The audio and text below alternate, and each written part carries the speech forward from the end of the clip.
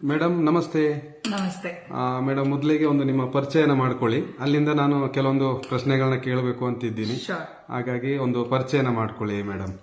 ನಮಸ್ತೆ, ನಾನು Pooja Ravindra, president Little Scholars Academy Magula, ಹಾಗೆ managing director Golden Beans Resorts and home stay Heggala, ಮತ್ತೆ ಒನ್ ಎಂಪವರಿಂಗ್ ವುಮೆನ್ ಅಂತ ಒಂದು NGO ಕೂಡ ನಾನು ರನ್ ಮಾಡ್ತಾ ಇದ್ದೀನಿ. ಕೊಂಡವರು ನೀವು ಕ್ರೀಡೆಯಲ್ಲಿ ಎಲ್ಲದರಲ್ಲೂ ಅಷ್ಟೇ ನಿಮ್ಮಿಂದನೇ ನಾನು ತಿಳ್ಕೊಳ್ತೀನಿ ಯಾವುದರಲ್ಲಿ ಅಂತ ಹೇಳ್ಕೊಂಡು. ಹಾಗೆ ಒಂದು ಡಾನ್ಸ್ ಇರ್ಬೋದು, ಈ ನೃತ್ಯ ಕಲಾವಿದೆ, ಇಂಥದ್ರಲ್ಲೂ ನೀವು ತುಂಬ ಎಲ್ಲದರಲ್ಲೂ ಮುಂದೆ ಅಂತ ಹೇಳ್ಕೊಂಡು. ಮೇಡಮ್, ಯಾವುದರಲ್ಲಿ ನೀವು ಈ ಒಂದು ಆಟೋಟ ಕ್ರೀಡೆಯಿಂದ ಹಿಡಿದು ಮತ್ತೆ ಮುಂದೆ ಹೇಗೆ ಅನ್ನೋದ್ರ ಬಗ್ಗೆ ನನಗೆ ಸ್ವಲ್ಪ ಮಾಹಿತಿ ಕೊಡಿ ಮೇಡಮ್.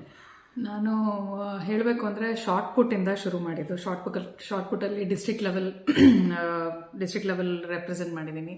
ಹಾಗೆ ಜಾವ್ಲಿನ್ ಥ್ರೋ ಆಗಿರ್ಬೋದು, ಡಿಸ್ಕಸ್ ಥ್ರೋ ಆಗಿರ್ಬೋದು, ಥ್ರೋ ಬಾಲ್, ವಾಲಿಬಾಲ್, ಇದೆಲ್ಲ ಬೇಸಿಕಲಿ ನಾನು ಸ್ವಿಮ್ಮಿಂಗ್ ಎಲ್ಲ ಸ್ಪೋರ್ಟ್ಸು ಸ್ವಲ್ಪ ಟಚ್ ಮಾಡಿದ್ದೀನಿ. ಸ್ಟೇಟ್ ಲೆವೆಲ್, ಡಿಸ್ಟ್ರಿಕ್ಟ್ ಲೆವೆಲ್ ಎಲ್ಲವೂ ಕೂಡ ನಾನು ರೆಪ್ರೆಸೆಂಟ್ ಮಾಡಿದ್ದೀವಿ. ಯಾಕೆ ಕಂಟಿನ್ಯೂ ಮಾಡೋಕ್ಕಾಗ್ತಾ ಆಗಲಿಲ್ಲ ಅಂತ ನೀವು ಕೇಳೋದಾದರೆ, ನನಗೆ ಒಂದು ಈ 2024 ಏನೊಂದು ಎಕ್ಸ್ಪೋಜರ್ ಇದೆ ಮಕ್ಕಳಿಗೆ, ಏನೊಂದು ಪ್ಲ್ಯಾಟ್ಫಾರ್ಮ್ ಇದೆ, ಅದು ಎಲ್ಲೋ ಒಂದು 15-20 ವರ್ಷದ ಮುಂಚೆ ಅದಿರಲಿಲ್ವೇನೋ ಅಂತ ಅನಿಸುತ್ತೆ. ಮತ್ತು ಇವತ್ತು ನನಗೆ ಏನೊಂದು ಹುಡುಗರು ಹುಡುಗಿರು they all say we are all one, ಏನೋ ಒಂದು ಇದು. ಬಟ್ ಅಂದ್ರೂ ಆಗಿನ ಕಾಲಕ್ಕೆ ಎಲ್ಲೋ ಒಂದು ಹುಡುಗಿರು ಇನ್ನೂ ಒಂಚೂರು ಏನೋ ಒಂದು ಹಂಚಿಕೆ ಅಂತ ಏನಂತಾರೆ, ಅಥವಾ ಒಂದು ಬ್ಯಾಕ್ವರ್ಡ್ನೆಸ್ ಅಂತ ಏನಂತಾರೆ, ಅದು ಇತ್ತು. ಸೊ ಹಾಗೆ ನಾವು ಏನೋ ಅನ್ಬೋದು, ಅಯ್ಯೋ ನನ್ನ ಹತ್ರ ಹಠ ಇದೆ, ನಾನು ಸಾಧನೆ ಮಾಡ್ತೀನಿ, ನಾನು ಬಿಡಲ್ಲ ಅಂತ ಏನೇ ನಾವು ಅಂದ್ಕೊಂಡ್ರು, ಆ ಒಂದು ಆರ್ಥಿಕ ವಿಷಯಗಳು ಬಂದರೆ ಅಥವಾ ಇನ್ನೊಂದು ನಾನು ಕೆಲಸ ಮಾಡಬೇಕಾ, ಸ್ಪೋರ್ಟ್ಸ್ ಮಾಡಬೇಕಾ ಅನ್ನೋದು, ಈಗ ಅದು ಒಂದು ಪ್ಲ್ಯಾಟ್ಫಾರ್ಮ್ ಸೃಷ್ಟಿಯಾಗಿದೆ. ಏಕೆಂದರೆ ನೀವು ಓದ್ಬೋದು, ಸ್ಪೋರ್ಟ್ಸ್ ಮಾಡಬೇಕಾ ಮಾಡ್ಬೋದು, ಕೆಲಸ ಮಾಡಬೇಕಾ ಮಾಡ್ಬೋದು. ಇವಾಗ ಒಂದು ಬ್ಯಾಲೆನ್ಸ್ ಮೇಂಟೈನ್ ಆಗಿದೆ. ಮುಂಚೆ ಆಗಿರಲಿಲ್ಲ. ಮುಂಚೆ ನೀವು ಸ್ಪೋರ್ಟ್ಸ್ ಮಾಡಬೇಕು ಅಂದರೆ ನಿಮ್ಮ ಮನೆಯಲ್ಲಿ ಪರ್ಮಿಷನ್ ತೊಗೊಳ್ಬೇಕು. ಹುಡುಗಿರು ಎಸ್ಪೆಷಲಿ ಟ್ರಾವೆಲ್ ಮಾಡಬೇಕು ಅಂದರೆ ತುಂಬ ಕಷ್ಟ ಆಗ್ತಾ ಇತ್ತು. ಸೊ ಆವಾಗ ನೀವು ಏನೋ ಒಂದು ಚೂಸ್ ಮಾಡಬೇಕಾಗಿತ್ತು. ಸೊ ಹಾಗೆ ಆರ್ಥಿಕ ಪರಿಸ್ಥಿತಿ ಕೂಡ ಎಷ್ಟೇ ನಿಮ್ಮ ಛಲ ಇರ್ಬೋದು, ಹಠ ಇರ್ಬೋದು, ಅದೊಂಥರ ನಿಮ್ಮನ್ನ ಹಿಂಡಾಕ್ಬಿಡುತ್ತೆ. ಹಿಂಡಾಕ್ದಾಗ ಆಯಿತು, ಏನೋ ಕೆಲಸ ಸಿಗತ್ತಾ, ಮಾಡ್ಬಿಡೋಣ, ನಿಮ್ಮ ಆಸೆಗಳು, ನಿಮ್ಮ ಇನ್ಸ್ಪಿರೇಷನ್ ಏನೇ ನೀವು ಅಂದ್ಕೊಂಡ್ರು ಅದೆಲ್ಲ ನೀವು ಹಿಂದೆ ಬಿಟ್ಬಿಡ್ತೀರ. ಸೊ ಹಾಗೆ ಹೌದು, ಶಾರ್ಟ್ ಪುಟ್ಟು, ವಾಲಿಬಾಲು, ಇದೆಲ್ಲ ಇವತ್ತೂ ನನ್ನ ಟೂರ್ನಮೆಂಟ್ಸ್ಗೆಲ್ಲ ಕರೀತಾರೆ. ಆ ವಿಸಿಲ್ ಸೌಂಡ್ ಕೇಳಿದ ತಕ್ಷಣ ನನ್ನಲ್ಲಿ ಏನೋ ಒಂದು ಝೀಲ್ ಬರುತ್ತೆ, ಏನೋ ವಾಚ್ ಮಾಡಬೇಕು, ಎಲ್ಲಿಂದನೋ ಬಾಲ್ ಬರುತ್ತೆ, ಶೂಟ್ ಮಾಡಬೇಕು ಅನ್ನೋ ಥರ. ಸೊ ಅದು ಇನ್ನೂ ಇದೆ. ನಂಗೆ ಅನ್ಸತ್ತೆ ಅದಿನ್ನು ಸಾಯಲ್ಲ, ಅದು ಹಂಗೆ ಇರುತ್ತೆ. ಮುಂದೆ MBA ಮುಗಿಸ್ತೀರಿ. MBA ಮುಗಿಸಿ ಆದ್ಮೇಲೆ ಸಿನಿಮಾಟೋಗ್ರಫಿಯಲ್ಲಿ ಮಾಡಿದ್ರಿ, ಮತ್ತೆ ಮುಂದೆ ಅದರಲ್ಲಿ ಡಿಪ್ಲೊಮಾನು ಮಾಡಿದ್ರಿ. ಹೀಗೆ ಈ ಡಿಪ್ಲೊಮಾ ಮಾಡಿನೂ ನೀವು ಅದರಲ್ಲಿ ಹೆಚ್ಚು ಕಾಲ ಮುಂದುವರಿಲಿಲ್ಲ ಅನ್ಸುತ್ತೆ ನನಗೆ ಅನಿಸ್ತಿದೆ. ಯಾಕೆ ಅದನ್ನ ನೀವು ಯಾವುದೋ ಒಂದು ಉತ್ಸಾಹಿಯಾಗಿ ನೀವು ಅದರಲ್ಲಿ ಮುಂದುವರೆದ್ರಿ, ಮತ್ತೆ ಮಧ್ಯದಲ್ಲಿ ಅದನ್ನ ನಿಲ್ಲಿಸಿ ಬೇರೆ ಕಡೆಗೆ ಮತ್ತೆ ನೀವು ಇದು ಮಾಡ್ತೀರಿ, ಯಾಕೆ ಅಂತ ಹೇಳ್ಬಿಟ್ಟು ಮೇಡಮ್? ಬೇಸಿಕಲಿ ನನ್ನ master of all, Jack of ನನ್ ಅಂತ ಹೇಳ್ತಾ ಇದ್ದೀರ. ಇಲ್ಲ, ಏನಂದ್ರೆ ನನಗೆ MBA ಆಯಿತು, ನನಗೆ ಆ್ಯಕ್ಟಿಂಗು ಮತ್ತು ಡಾನ್ಸು, ಇವಾಗ ಹೇಳಬೇಕು ಅಂದರೆ ನಾನು ಕಥಕ್ ಫ್ರೀ ಸ್ಟೈಲ್ ಡಾನ್ಸಿಂಗಲ್ಲೂ ನಾನು ಸ್ಟೇಟ್ ಲೆವೆಲ್ ತೊಗೊಂಡಿದ್ದೀನಿ, ರೆಪ್ರೆಸೆಂಟ್ ಮಾಡಿದ್ದೀನಿ. ಸೊ ನನಗೆ ಡಾನ್ಸು, ಆ್ಯಕ್ಟಿಂಗು ಅಂದರೆ ತುಂಬ ಇಷ್ಟ. So MBA ಕಳೀತು.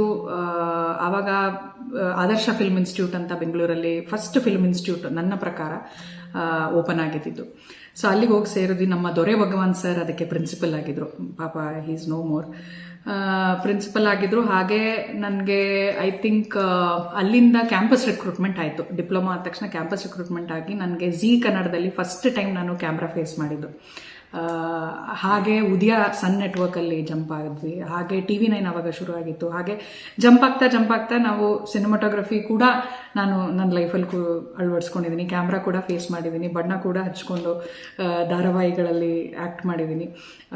ಕುಂಕುಮ ಭಾಗ್ಯ ಅಂತ ಬಾಲಾಜಿ ಟೆಲಿಫಿಲ್ಮ್ಸ್ ಅವ್ರದ್ದು ಸೀರಿಯಲ್ ಇತ್ತು, ಅದರಲ್ಲಿ ಮಾನಸ ಅಂತ ಒಂದು ಕ್ಯಾರೆಕ್ಟರ್ ಮಾಡಿದ್ದೀನಿ. ಅಮ್ಮ ನಾಗಮ್ಮ ಅಂತ ಆತಿಫ್ ಅವ್ರದ್ದು ಒಂದು ಪ್ರೊಡಕ್ಷನಲ್ಲಿ, ಅಲ್ಲಿ ಕೂಡ ಒಂದು ಕ್ಯಾರೆಕ್ಟರ್ ಮಾಡಿದ್ದೀನಿ. ಸೊ ಇದೆಲ್ಲ ಮುಗಿದ ತಕ್ಷಣ ಮತ್ತೆ ನಾನು ಹೇಳ್ದಂಗೆ ಆರ್ಥಿಕ ಪರಿಸ್ಥಿತಿ ಆಗಿರ್ಬೋದು, ಸಪೋರ್ಟ್ ಸಿಸ್ಟಮ್ ಆಗಿರ್ಬೋದು, ಇದೆಲ್ಲ ಬಂದಾಗ MBA ಮಾಡಾದ್ಮೇಲೆ ನೀನೇನು ಸಂಪಾದನೆ ಮಾಡ್ತಾ ಇದೆಯಾ, ಏನು ಅಚೀವ್ ಮಾಡ್ತಾ ಇದೆಯಾ, ಏನು ಮಾಡ್ತಾ ಇಲ್ವಾ, ಏನು ಬೆಳಗ್ಗೆ 6 ಗಂಟೆಗೆ ಹೋಗ್ತೀಯಾ, ಏನು ಸಂಪಾದನೆ ಏನು ಅಂತ ಏನೇ ಆದರೂ ಮನೆಯಲ್ಲಾದರೂ ಕೇಳ್ತಾರೆ. ಒಂದು ಹುಡುಗಿ ಆದರೆ ರಾತ್ರಿ ಶೂಟಿಂಗ್ ಮುಗಿಸ್ಕೊಂಡು ಬರ್ತಾರೆ. ನಾನು ಹೇಳ್ದಂಗೆ ಅಂಥ ಒಂದು ಪ್ಲಾಟ್ಫಾರ್ಮ್ ಸಪೋರ್ಟ್ ನಮಗೆ ಅವತ್ತಿರಲಿಲ್ಲ. ಸೊ ಇನ್ನು ನೆಕ್ಸ್ಟ್ ಏನು ಮಾಡಿದೆ, MBA ಮುಗೀತಲ್ವಾ ಕೆಲ್ಸಕ್ಕೆ ಸೇರ್ಕೊ. ಬಟ್ ನನಗೆ ಆ ಫೀಲ್ಡ್ ಸಿನಿಮಾಟೋಗ್ರಫಿ ಜಾಯಿನ್ ಆದೆ, ಅದರಲ್ಲಿ ಏನೋ ಅಚೀವ್ ಮಾಡಬೇಕು ಅಂತ ಒಂದು ಇನ್ಸ್ಪಿರೇಷನ್, ಒಂದು ಹಠ ಇತ್ತು. ಕ್ಯಾಮ್ರಾ ಫೇಸ್ ಮಾಡಬೇಕು ಅಂತ ಒಂದು ಹಠ ಇತ್ತು, ಒಂದು ದೊಡ್ಡ ಚಾನೆಲಲ್ಲಿ ವರ್ಕ್ ಮಾಡಬೇಕು ಅಂತ ಒಂದು ಹಠ ಇತ್ತು. ಅದನ್ನ ನಾನು ಮಾಡಿದೆ. ಹಾಗೆ ನೆಕ್ಸ್ಟ್ ನಾನು ಇದಕ್ಕೆ ಹೋದೆ, ಏನಕ್ಕೆ ಒಂದು HR ಮ್ಯಾನೇಜರ್, ಖಾಸಗಿ ಉದ್ಯಮ ಕ್ಷೇತ್ರದಲ್ಲಿ ಒಂದು HR ಇದಕ್ಕೆ ಹೋದ್ರಿ, ಮ್ಯಾನೇಜರ್ ಹುದ್ದೆಗೆ ಹೋದ್ರಿ. ಈಗ ನೀವು ಹೇಳ್ತಾ ಬಂದ್ರೆ ನೀವು ಎಲ್ಲಿ ಹೋಗಿಲ್ಲ ಅಂತ ನಾನು ಕೇಳಂಗಿಲ್ಲ. ಈಗ ಎಲ್ಲದರಲ್ಲೂ ನೀವು ಹೋಗ್ತಾ ಇದ್ದೀರಾ. ಹೀಗೆ ಯಾಕೆ ಮೇಡಮ್ ಅಲ್ಲಿ HR ಹುದ್ದೆಗೆ ನೀವು ಹೋದ ತಕ್ಷಣ ಅಲ್ಲಿಂದ ಏನು ನಿಮ್ದು ಅಂತ ಅಲ್ಲಿಗೆ ಒಂದು ಕ್ಷೇತ್ರಕ್ಕೆ ಹೋಗ್ತೀರಾ, ಅದಾದ್ಮೇಲೆ ಮುಂದಕ್ಕೆ ಹೇಗೆ ಅಂತ ಹೇಳಿ? HR ಆಗಿ ನಾವು ಇವಾಗ MBA ಆದ ತಕ್ಷಣ ನಾನು HR ಸ್ಪೆಷಲೈಸೇಷನ್ ತೊಗೊಂಡಿದ್ದೆ, ನಾನು HR. ಸೊ ಅಲ್ಲಿಂದ ಕೂಡ ನನಗೆ ಕ್ಯಾಂಪಸ್ ರಿಕ್ರೂಟ್ಮೆಂಟ್ ಕಾಲೇಜಿಂದಾನೇ ಆಯಿತು. ಸೊ ಹಾಗೆ ನಾನು ಈ ಸಿನಿಮಾ ವರ್ಲ್ಡ್ಗೆ, ಈ ಟೆಲಿಫಿಲಮ್ ವರ್ಲ್ಡ್ಗೆ ಗುಡ್ ಬೈ ಹೇಳಬೇಕಾಗಿತ್ತು. ಯಾಕಂದರೆ ಕೇಳ್ತಾರೆ ಒಂದು ಜಾಬ್ ಇಲ್ವಾ, ಯಾಕಂದರೆ ಅವ್ರ ಪ್ರಕಾರ ಆಗಿನ ಕಾಲ ಅಲ್ಲ, I am talking 10 years back, ಇದೆಲ್ಲ ಜಾಬ್ ಅಲ್ಲ, ನೀವು ಮಾಡ್ತಾ ಇರೋದೆಲ್ಲ ಜಾಬ್ ಅಲ್ಲ. ನಿಮಗೆ ಜಾಬ್ ಅಂದರೆ 9 to 5 ನಿಮ್ಗೆ ಹೋಗಿ ತಿಂಗಳಿಗೆ ಕರೆಕ್ಟಾಗಿ ಸಂಬಳ ಬಂದರೆ ಮಾತ್ರ ಅದು ಜಾಬ್. ಬಾಕಿ ಏನೋ ಅದಕ್ಕೆ ಜಾಬ್ ಕ್ಯಾಟಗರಿಗೆ ಬರ್ತಾ ಇರಲಿಲ್ಲ ಅದು. ಸೊ ಇವಾಗ ಜಾಬ್ ಅನ್ನೋದು ಬೇಕು ಅಂತ ನಾವು ಹುಡ್ಕೊಂಡು ನಾವು ಹಾಗೆ HR ಆಗಿ ನನಗೆ ಹೇಗಿದ್ರು ಕೆಲಸ ಸಿಕ್ಕಿತ್ತು. ಆಗ ನಾನು ಫಾರ್ಚೂನ್ 500 ಕಂಪನೀಸ್ ನನಗೇನೋ ಒಂದು ಲಕ್ ಅಂತಾನೆ ಹೇಳ್ಬೋದು. ಯಾಕಂದರೆ ಫಸ್ಟ್ ಟೈಮ್ ನನಗೆ ಕ್ಯಾಂಪಸ್ ರಿಕ್ರೂಟ್ಮೆಂಟ್ ಆದ ತಕ್ಷಣ HSBC ಆಗಿರ್ಬೋದು, ಆಕ್ಸೆಂಚರ್ ಆಗಿರ್ಬೋದು, ಇಂಥ ಮಲ್ಟಿನ್ಯಾಷನಲ್ ಕಂಪನೀಸಲ್ಲಿ ಕೆಲಸ ಮಾಡೋ ಒಂದು ಅವಕಾಶ ಸಿಕ್ತು. ಸೊ ಡಿಫ್ರೆಂಟ್ ಫೀಲ್ಡ್, ಇವಾಗ ಸಿನಿಮಾಟೋಗ್ರಫಿ ಆಗಿರ್ಬೋದು, HR ಆಗಿರ್ಬೋದು, ಈ ಎಲ್ಲ ಫೀಲ್ಡಲ್ಲಿ ನನಗೆ ತುಂಬ ಕಲಿಯಕ್ಕೆ ಸಿಕ್ತು. ಇವತ್ತು ನಾನು ಒಂದು ಆಂಟ್ರಪ್ರನರ್ ಆಗಿ ಕೂತ್ಕೊಂಡಿದ್ರೆ ನನಗೆ ಈ ಎಲ್ಲ ಫೀಲ್ಡಿಂದ ಸ್ವಲ್ಪ ಕಲ್ತಿರೋ ಕಲಿಕೆಗಳು ನಾನು ಹೆಂಗೆ ಅಳವಡಿಸ್ಕೊತಾ ಇದ್ದೀನಿ ಅಂತ ನನಗೆ ಕೂತ್ಕೊಂಡಾಗ ರಿಯಲೈಸ್ ಆಗುತ್ತೆ. Because as an entrepreneur you should be well versed in everything. So ನಾನು ಈ ಎಲ್ಲ ಫೀಲ್ಡಲ್ಲಿ ವರ್ಕ್ ಮಾಡ್ತಾ ಬಂದಾಗ ನನಗೆ ಅದರಿಂದ ಬಂದಿರೋ ಎಲ್ಲ ಒಂದು ಎಕ್ಸ್ಪೀರಿಯನ್ಸ್ ಕೂಡ ನಾನು ಇದರಲ್ಲಿ ಅಳವಡಿಸ್ಕೊತಾ ಇದ್ದೀನಿ ಅಂತ ನನಗನ್ಸುತ್ತೆ. ಮೇಡಮ್, ಬ್ಯಾಂಗ್ಳೂರದ ನೀವು ಹೇಳ್ಬೇಕಾದ್ರೆ ನೀವು ಅಲ್ಲಿದ್ದು ಒಂದು ಯಾವುದ್ರಲ್ಲಿ ಎಲ್ಲ ಕ್ಷೇತ್ರದಲ್ಲಿ ಇದ್ದಾಗ ನೋಡಿದ್ರೆ ಯಾರೂ ಯೋಚನೆ ಮಾಡಲ್ಲ. ಯಾಕೆಂದ್ರೆ ಊರ್ ಕಡೆ, ನಮ್ಮ ಕೊಡಗಿನ ಕಡೆ ಬಂದು ಊರ್ ಕಡೆನೆ ಬಂದು ಏನಾದರೂ ಮಾಡುವ ಅಂಥದ್ದಲ್ಲಿ ತಾವು ಊರ್ ಕಡೆ ಬರುವಂತ ಒಂದು ಪ್ರಯತ್ನ ಮಾಡಿ ಊರ್ ಕಡೆ ಬಂದ್ರಿ. ಬಂದಾದ್ಮೇಲೆ ಮುಂದಕ್ಕೆ ಏನು ಅಂತದ್ದು ಬೇರೆ. ಆದ್ರೆ ಯಾಕೆ ಆ ಪ್ರಯತ್ನ ಯಾಕೆ ಮಾಡಿದ್ರಿ? ಊರ್ ಕಡೆ ಬಂದು ಏನಾದರೂ ಒಂದು ಮಾಡುವ ಅನ್ನೋಂಥದ್ದು ಯಾಕೆ ಮನಸ್ಸಲ್ಲಿ ಬಂತು ಅನ್ನೋಂಥದ್ದು? ನಾನು ಒಂದು ಚಿಕ್ಕ ಉದಾಹರಣೆ ಕೊಡೋಕೆ ಇಷ್ಟಪಡ್ತೀನಿ. ಚಿಕ್ಕ ವಯಸ್ಸಲ್ಲಿ ನಾವೆಲ್ಲ ಒಂದು ಕತೆ ಕೇಳಿರ್ತೀವಿ.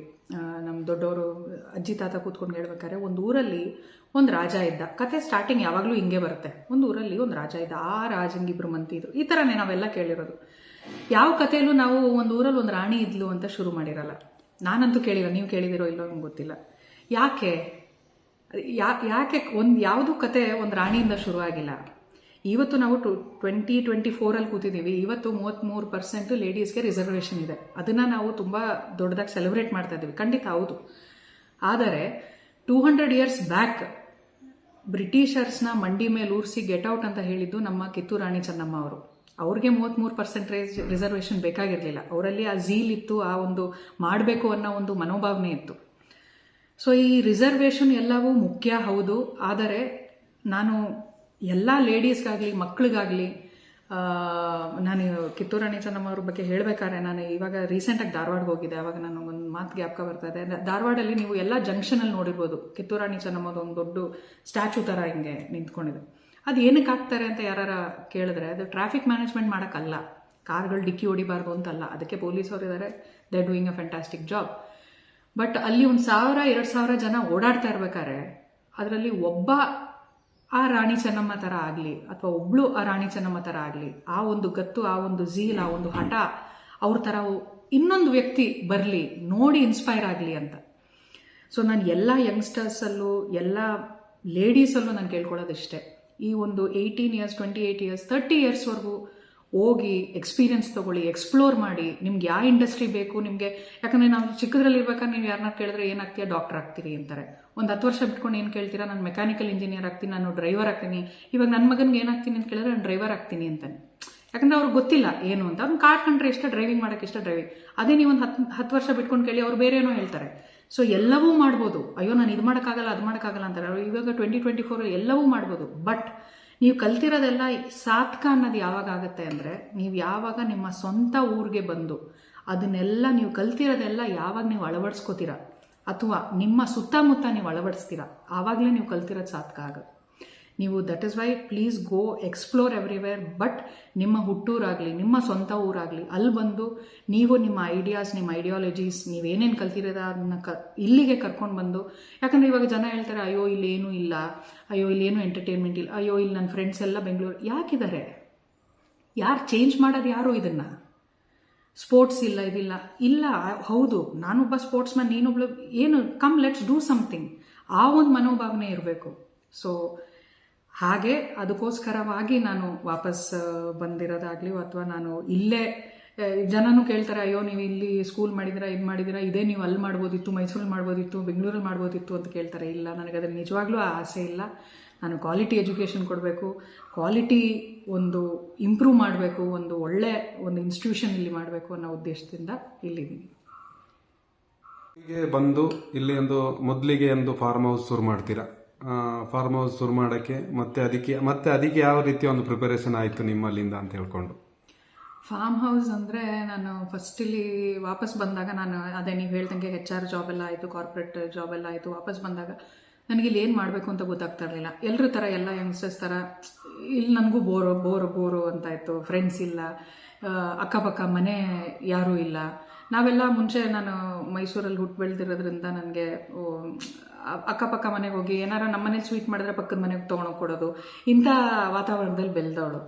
ಇಲ್ಲಿ ನಾನು ಜೋರಾಗಿ ಕೂತ್ಕೊಂಡ್ರೂ ಅಕ್ಕಪಕ್ಕ ಯಾರೂ ಇಲ್ಲ. ಸೊ ಒಳ್ಳೆ ಮಣ್ಣುಂಟು, ಗಿಡಗಳುಂಟು, ಮರಗಳುಂಟು, ಇದರಲ್ಲಿ ಏನಾದರೂ ಮಾಡೋಣ. ಯಾಕಂದರೆ ನಾನು ಮುಂಚೆಯಿಂದನೂ ಅಷ್ಟೇ I am very inquisitive, I am very learn ಮಾಡೋಕ್ಕೆ ನನಗೆ ತುಂಬ ಇಂಟ್ರೆಸ್ಟ್. ಸೊ ಆವಾಗಿಂದ ನಾನು ಶುರು ಮಾಡ್ಕೊಂಡಿದ್ದು ಈ ಲೈಮ್ ಆ್ಯಂಡ್ ಮಿಂಟ್. ನಾನು ಫಸ್ಟು ಆರ್ಗ್ಯಾನಿಕ್ ಫಾರ್ಮಿಂಗ್ ಶುರು ಮಾಡಿದ್ದು ಮಿಂಟ್ ಮತ್ತು ಲೈಮಿಂದ. ಸೊ ಅದು ಆರ್ಗ್ಯಾನಿಕ್ಲಿ ಅಪ್ರೂವ್ ಆಯಿತು. ಯಾಕಂದರೆ ಎಲ್ಲರೂ ಆರ್ಗ್ಯಾನಿಕ್ ಫಾರ್ಮಿಂಗ್ ಮಾಡೋಕ್ಕಾಗಲ್ಲ, ಅದಕ್ಕೆ ನಮಗೆ ಅಪ್ರೂವಲ್ ಸರ್ಟಿಫಿಕೇಟ್ ಸಿಗಬೇಕು. ಸೊ ಸಿಕ್ಕಿ ನಾನು I started supplying to Mysore, I started supplying to lot of supermarkets. So ಹಾಗೆ ಅದು ಇಂಪ್ರೂವ್ ಆಗಿ I got certified for organic vegetables also. So ಅಲ್ಲಿಂದ ನಾನು ಶುರು ಮಾಡಿಕೊಂಡು ಹಾಗೆ ಗೋಲ್ಡನ್ ಬೀನ್ಸ್ ಅನ್ನೋ ಒಂದು ಹೋಮ್ ಸ್ಟೇ ಶುರು ಆಯಿತು. ಸೊ ಅದನ್ನು ಫಸ್ಟು ಒಂದು 2 ರೂಮ್ಸ್ ಕಾಟೇಜ್ ಥರ ಶುರು ಮಾಡಿದ್ವಿ. ಶುರು ಮಾಡಿದಾಗ ಎಲ್ಲರೂ ನಗಾಡ್ತಾಯಿದ್ರು, ಅಯ್ಯೋ ಇಷ್ಟು ದೂರ ಯಾರು ಬರ್ತಾರೆ, ಇದು ಒಳ್ಳೆ ಹಳ್ಳಿ ಒಳಗಡೆ ಇದೆ, ನಾನಂದೆ ನೋಡೋಣ, ಏನೋ ಬರೋರು ಬರ್ತಾರೆ ಅಂತ. ಇವತ್ತು it is a 6-year-old company. So ದೇವ್ರ ದಯದಿಂದ ಚೆನ್ನಾಗಿ ನಡ್ಕೊಂಡು ಹೋಗ್ತಾ ಇದೆ. ಸೊ ಅದನ್ನೇ ಎಕ್ಸ್ಪ್ಯಾಂಡ್ ಮಾಡಿಕೊಂಡು ನಾವು ಇವತ್ತೊಂದು 30 ಗೆಸ್ಟ್ವರೆಗೂ ನಮ್ಮಲ್ಲಿ ಇರ್ಬೋದು. ಸೊ ಈ ಥರ ನಾವು ಆರ್ಗ್ಯಾನಿಕ್ ಫಾರ್ಮಿಂಗಿಂದ ಮೆತ್ತಿಗೆ ಬಿಲ್ಡ್ ಮಾಡ್ಕೊಂಡು ಹೋಗ್ತೀವಿ. ರೆಸಾರ್ಟ್ ಉದ್ಯಮ ಇದೊಂದು ಈಗ ಕೊಡಗಿನಲ್ಲಿ ಒಂದು ಪ್ರವಾಸಿಗರು ಜಾಸ್ತಿ ಇರೋದ್ರಿಂದ ಇಲ್ಲಿಗೆ ಬರೋದ್ರಿಂದ ಅದೊಂದು ಎಲ್ಲರೂ ಮಾಡುವಂಥದ್ದು. ನೀವು ಅದೊಂದು ಪ್ರಯತ್ನಕ್ಕೆ ಮತ್ತೆ ಶುರು ಮಾಡ್ತೀರಾ, ಯಾವುದು ಈ ರೆಸಾರ್ಟ್ ಮಾಡುವಂಥದ್ದು. ಮೊದಲಿಗೆ ಹೇಗೆ ಶುರು ಮಾಡಿದ್ರಿ, ಎಷ್ಟು ರೂಮಿಂದ ಮಾಡಿಕೊಂಡು ಯಾವ ಥರ ಮಾಡ್ಕೊಂಡ್ರಿ, ಕ್ವಾಲಿಟಿನೂ ಬೇಕಾಗುತ್ತೆ ಅಲ್ವಾ, ಹಾಗಾಗಿ ಯಾವ ಥರ ಮಾಡ್ಕೊಂಡು ಬಂದ್ರಿ ಅನ್ನೋಂಥದ್ದು. ಕೂರ್ಗ್ ಅಂದ ತಕ್ಷಣ we are the largest producer of coffee in India. ಇನ್ನೊಂದು ಟ್ಯೂರಿಸಮ್. ನಮಗೆ ಎರಡೇ ಫಸ್ಟ್ ಕೂರ್ಗ್ ಅಂದರೆ ನಮಗೆ ಮನಸ್ಸಿಗೆ ಬರೋದು. ಸೊ ಟ್ಯೂರಿಸಮಲ್ಲಿ ನಾವು ಫಸ್ಟ್ ಕ್ವಾಲಿಟಿ ಟ್ಯೂರಿಸಮ್ ಕೊಡಬೇಕು. ಯಾಕಂದರೆ ಕ್ವಾಲಿಟಿ ಟ್ಯೂರಿಸಮ್ ಅಂದರೆ ಗೆಸ್ಟ್ ಬರೋರನ್ನ ಖುಷಿಯಾಗಿ ವಾಪಸ್ ಕಳಿಸ್ಬೇಕು. ಅವ್ರಿಗೆ, ನಮ್ಮ ಸ್ಟಾಫ್ಗೆಲ್ಲ ನಾನು ಗ್ರೌಂಡ್ ರೂಲ್ ಹೇಳ್ಕೊಳ್ಳೋದು ಇಷ್ಟೇ, guest is always right and no ಅಂತ ಹೇಳಬಾರ್ದು, ಗೆಸ್ಟ್ಗೆ ನೋ ಅಂತ ಹೇಳಬಾರ್ದು. ಸೊ ಈ 2 ಸ್ಟೇಟ್ಮೆಂಟಿಂದ ನಾನು ಗೋಲ್ಡನ್ ಬೀನ್ಸ್ ರನ್ ಮಾಡ್ತಾ ಇರೋದು. ಸೊ ಅದು ಒಂದು 2 ರೂಮ್ ಕಾಟೇಜಿಂದ ಶುರು ಆಯಿತು. ಹಾಗೆ ಅದು 3 ರೂಮ್ ಆಯಿತು, 4 ರೂಮ್ ಆಯಿತು. ಹೀಗೆ ನಾವು ಬಿಲ್ಡ್ ಮಾಡ್ಕೊಂಡು ಎಕ್ಸ್ಪ್ಯಾಂಡ್ ಮಾಡ್ಕೊಂಡು ಬಂದ್ವಿ. ಇವತ್ತು ಅದು ಒಂದು 30 ಗೆಸ್ಟ್ ಹೋಸ್ಟ್ ಮಾಡೋಷ್ಟು ಕೆಪಾಸಿಟಿ ಇದೆ. ಸೊ ಇದು ಬಂದು ಪೆಗ್ಗಳಲ್ಲೇ ನಾವು ಮಾಡಿರೋದು. ಅಲ್ಲಿ ಕೂಡ ನಾವು ಒಂದು ಸೆಟಪ್ ಆಫ್ ಟೀಮ್ ಇಟ್ಟಿದ್ದೀವಿ. ಸೊ ದೇವರಿಂದ ತುಂಬ ಚೆನ್ನಾಗಿ ನಡ್ಕೊಂಡು ಹೋಗ್ತಾ ಇದೆ. ಸೊ ನಾನೊಂದು 5 years ಬ್ಯಾಕ್ ನೆನೆಸಿದಾಗ ನಾವು ಯಾವ ಧೈರ್ಯದಲ್ಲಿ ಇಷ್ಟು ದೂರ ಮಾಡಿದ್ವಿ ಅಂತ ಅನಿಸ್ತದೆ. But it is running very good. Thank you madam. ಹಾಗೆ ತಗೊಳ್ಳೋದಾದ್ರೆ ವಿರಾಜಪೇಟೆಯಿಂದ ದೂರನೇ ಇದೆ ಪೆಗ್ಗಳ. ನಿಮಗೆ ಆ ದೂರ ನಿಮಗೆ ಏನು ಅದು ತೊಂದರೆ ಆಗ್ತಾ ಇಲ್ವಾ, ಅಲ್ಲ ಆಗಿಲ್ವಾ ಅನ್ನೋಂಥದ್ದು? ಖಂಡಿತ ಆಗಲಿಲ್ಲ. ಯಾಕಂದರೆ ನಮ್ಮ ಸೀನರಿ ಆಗಿರ್ಬೋದು, ನಮ್ಮ ಒಂದು ಹಾಸ್ಪಿಟಾಲಿಟಿ ಆಗಿರ್ಬೋದು, ನಮ್ಮ ಒಂದು ಫುಡ್ ಆಗಿರ್ಬೋದು, ಅದೆಲ್ಲವೂ ಕೌಂಟ್ ಆಗ್ತದೆ. ಸೊ ಗೆಸ್ಟ್ ಒಂಚೂರು ಒಳಗಡೆ ಇಂಟೀರಿಯರ್ ಡ್ರೈವ್ ಮಾಡ್ಕೊಂಡು ಬಂದರೂ ಅವ್ರಿಗೆ ಪರವಾಗಿಲ್ಲ. ಇಂಥ ಕ್ವಾಲಿಟಿ ನೀವು ಕೊಡ್ತಾ ಇದ್ರೆ ಅವ್ರು ಖಂಡಿತ ಆ ದೂರ ಅವ್ರಿಗೆ ಮನ್ಸಿಗೆ ಬರಲ್ಲ. ಹಾಗೆ ಇದ್ರ ನಡುವೆ ಮತ್ತೆ ಇನ್ನೊಂದು ಕೆಲಸ ಕೈ ಹಾಕ್ತೀರಾ, ಒಂದು NGO ಮಾಡಿ ಅದರಲ್ಲಿ ಒಂದು ಪ್ರಯತ್ನ ಮಾಡ್ತೀರಾ, ಮತ್ತೆ ಅದರಲ್ಲಿ ಸ್ವಲ್ಪ ಅದನ್ನ ಬೆಳೆಸೋ ಪ್ರಯತ್ನ ಮಾಡಿ ಅದರಲ್ಲೂ ಒಂದು ಯಶಸ್ಸನ್ನು ಕಾಣ್ತೀರಾ. ಅದ್ರ ಬಗ್ಗೆನೂ ಕಂಟಿನ್ಯೂ ಮಾಡ್ಬಿಡಿ ಮೇಡಮ್. NGO ಅಂದ್ರೆ ಇವಾಗ ಕೆಲವರು ಹೇಳ್ತಾರೆ ಹೇಗೆ ನೀವು ಇನ್ಸ್ಪೈರ್ ಆದ್ರಿ NGO. ಖಂಡಿತವಾಗ್ಲೂ ನನಗೆ ಏನೋ ಒಂದು ದೊಡ್ಡ ಬುಕ್ ಓದ್ಬಿಟ್ಟು ಒಂದು ರಾತ್ರಿ ಬೆಳಗ್ಗೆ ಎದ್ದ ತಕ್ಷಣ ಅಯ್ಯೋ ನಾನು ಇನ್ಸ್ಪೈರ್ ಆಗ ನನಗೆ ಆ ಥರ ದೊಡ್ಡ ಸ್ಟೋರಿಗಳು ಏನಿಲ್ಲ. I am a very very simple lady. ನನಗೆ ಚಿಕ್ಕದ್ರಿಂದ ನಮ್ಮ ಅಪ್ಪನ ಸ್ಕೂಟ್ರಿಂದ ಕುತ್ಕೊಂಡು ಹೋಗ್ಬೇಕಾದ್ರೆ ಯಾರೋ ಒಂದು ಓಲ್ಡ್ ಪರ್ಸನ್ ಅಥವಾ ಭಿಕ್ಷಕರು ರೋಡಲ್ಲಿ ನೋಡ್ತಾ ಇದ್ರೆ ನನಗೆ ತುಂಬ ಬೇಜಾರಾಗೋದು. ಮನೆಗೆ ಹೋಗ್ಬಿಟ್ಟು ನಾನು ಇನ್ನೂ ಅವ್ರ ಬಗ್ಗೆ ಯೋಚನೆ ಮಾಡ್ತಾ ಇದ್ದೆ. ಸೊ ನಾನು ನಮ್ಮ ಅಪ್ಪಂಗೆ ಹೇಳ್ತಾ ಇದ್ದೆ, ಇಲ್ಲ ಅವರು ರೋಡ್ ಕ್ರಾಸ್ ಮಾಡ್ಕೊಂಡು ಹೋಗ್ತಾ ಇದ್ರಲ್ಲ ಅವ್ರು ಏನಾಗಿರ್ಬೋದು. ಅವಾಗ ಅವರೆಲ್ಲ ನಗಾಡ್ತಾ ಇದ್ರು, ಚಿಕ್ಕ ಹುಡುಗಿ ಇನ್ನು ತುಂಬ ಸೆನ್ಸಿಟಿವ್, ನೀನು ಬೆಳೀತಾ ಬೆಳೀತಾ ಸರಿ ಹೋಗ್ತೀಯಾ. ಬಟ್ ನಿಜವಾಗ್ಲೂ ಹೇಳ್ಬೇಕಂದ್ರೆ ನಾನು ಸರಿ ಹೋಗ್ಲಿಲ್ಲ. ಇವತ್ತೂ ಅಷ್ಟೇ ನಾನು ರೋಡಲ್ಲಿ ಯಾರನ್ನಾರು ನೋಡ್ತಾ ಇದ್ರೆ ಅಯ್ಯೋ ಅವ್ರು ಹೆಂಗೆ ಮನೆಗೆ ಹೋಗ್ತಾರೆ, ಅವ್ರು ಹೆಂಗೆ. ಇವತ್ತೂ ಐ ಡ್ರೈವ್ ಆಲ್ಮೋಸ್ಟ್ ಒಂದು 15-16 ಕಿಲೋಮೀಟರ್ ಡ್ರೈವ್ ಮಾಡ್ತೀನಿ ಡೈಲಿ. ರೋಡಲ್ಲಿ ಯಾರು ಸಿಗ್ತಾರೆ ಅವ್ರನ್ನ ಕಾರಲ್ಲಿ ಕಚ್ಕೋತೀನಿ. ನನಗದೇನೋ ಜನ ಹೇಳ್ತಾರೆ ನೋಡು ಹುಷಾರಾಗಿರು, ಅವ್ರು ಹೆಂಗೋ ಗೊತ್ತಿಲ್ಲ ಹೆಂಗೋ. ನಾನು ಹೇಳೋದು ಇಷ್ಟೇ, ಹೆಲ್ಪ್ ಮಾಡೋದು ನನ್ನ ಕರ್ತವ್ಯ. ಆ ಹೆಲ್ಪ್ನ ಉಳಿಸ್ಕೊಳ್ಳೋದು ಬೆಳೆಸ್ಕೊಳ್ಳೋದು ಕಾರಲ್ಲಿ ಕೂತಿರೋರ ಕರ್ತವ್ಯ. ಅದು ಅವ್ರ ಹಣೆ ಬಾರ, ಅವರ ದೇವರು. ಇದನ್ನೆಲ್ಲ ಮೇಲ್ಗಡೆ ನೋಡೋನು ಯಾರೋ ಒಬ್ಬರು ಇರ್ತಾರೆ. ಸೊ ಹಾಗೆ ನನ್ನ motto happiness is helping others. ನಾನು ಆ ಮೋಟೋ ಒಂದು ಉದ್ದೇಶದಲ್ಲಿ. ಹಾಗೆ ಇನ್ನೊಂದು ಮಾತು ಹೇಳೋಕ್ಕೆ ಇಷ್ಟಪಡ್ತೀನಿ, ನಿಮಗೆ ದೇವರು 10 ರೂಪಾಯಿ ಕೊಟ್ಟರೆ ಅದರಲ್ಲಿ ನೀವು 8 ರೂಪಾಯಿ ಅಟ್ಲೀಸ್ಟ್ ನೀವು ಹಂಚ್ಕೊಂಡು ತಿನ್ನಬೇಕು. ಆವಾಗ ದೇವರು ನಿಮ್ಮನ್ನ ನೋಡಿ, ಓ ಈ ಮನುಷ್ಯನ ಕೈಲಿ 10 ರೂಪಾಯಿ ಕೊಟ್ಟರೆ ಇವನು 8 ರೂಪಾಯಿ ಸಮಾಜಕ್ಕೋಸ್ಕರ ಕೊಡ್ತಾ ಇದ್ದಾನೆ, ಬಾ ನಾನು ಇನ್ನೊಂದು 20 ರೂಪಾಯಿ ಕೊಡೋಣ ಅಂತ ದೇವ್ರು ಇನ್ನಷ್ಟು ಕೊಡ್ತಾನೆ.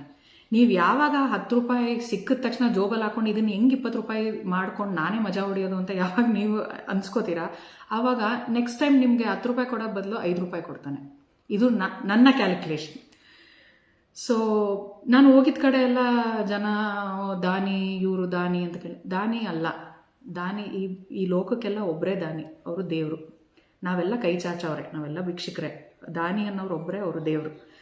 ಸೊ ನನಗೆ ನನ್ನ ಪ್ರಕಾರ ನನ್ನ ಹತ್ರ ಏನೂ ಇನ್ಸ್ಪಿರೇಷನ್ ಇಲ್ಲ, ನನಗೇನು ಲೈಫ್ ಚೇಂಜಿಂಗ್ ಸ್ಟೋರೀಸ್ ಇಲ್ಲ. ನನಗೇನಂದರೆ ನನ್ನ ಕೈಯಲ್ಲಿ ಇಷ್ಟಿದ್ರೆ ಅದರಲ್ಲಿ ಹಂಚ್ಕೊಂಡು ತಿನ್ನೋ ಒಂದು ಮನೋಭಾವನೆ ಅಷ್ಟೇ. ಸೊ ಹಾಗೆ NGO ಶುರುವಾಗಿ ಇವತ್ತು 5 ಇಯರ್ಸ್ ಆಯಿತು. ಅಬೌಟ್ 85 ಲೇಡೀಸ್ ನಾವು ರೆಸ್ಕ್ಯೂ ಮಾಡಿದ್ದೀವಿ. ವುಮೆನ್ ಆ್ಯಂಡ್ ಚೈಲ್ಡ್ಗೆ ಮಾತ್ರ ಸೀಮಿತವಾದ ಈ NGO. ಸೊ ನಾವು ಫಿಸಿಕಲಿ ಅಬ್ಯೂಸ್ ಆಗಿರೋ ಲೇಡೀಸ್ ಆಗಿರ್ಬೋದು, ಮೆಂಟಲಿ ಹರಾಸ್ ಆಗಿರೋ ಲೇಡೀಸ್ ಆಗಿರ್ಬೋದು, ಮಕ್ಕಳಾಗಿರ್ಬೋದು, ಇವರೆಲ್ಲ ಹೂಎವರ್ ಇಸ್ ಫಿಸಿಕಲಿ ಫಿಟ್, ಯಾರು ಕೆಲಸ ಮಾಡೋಕ್ಕೆ ಫಿಸಿಕಲಿ ಫಿಟ್ ಆಗಿರ್ತಾರೆ, ಅವ್ರನ್ನ ನಾವು ಗಾರ್ಮೆಂಟ್ ಫ್ಯಾಕ್ಟ್ರಿ ಆಗಿರ್ಬೋದು ಅಥವಾ ಬೇರೆ ಆಶ್ರಮಗಳಲ್ಲಾಗಿರ್ಬೋದು ಕೆಲಸಕ್ಕೆ ಹಾಕೋತೀವಿ.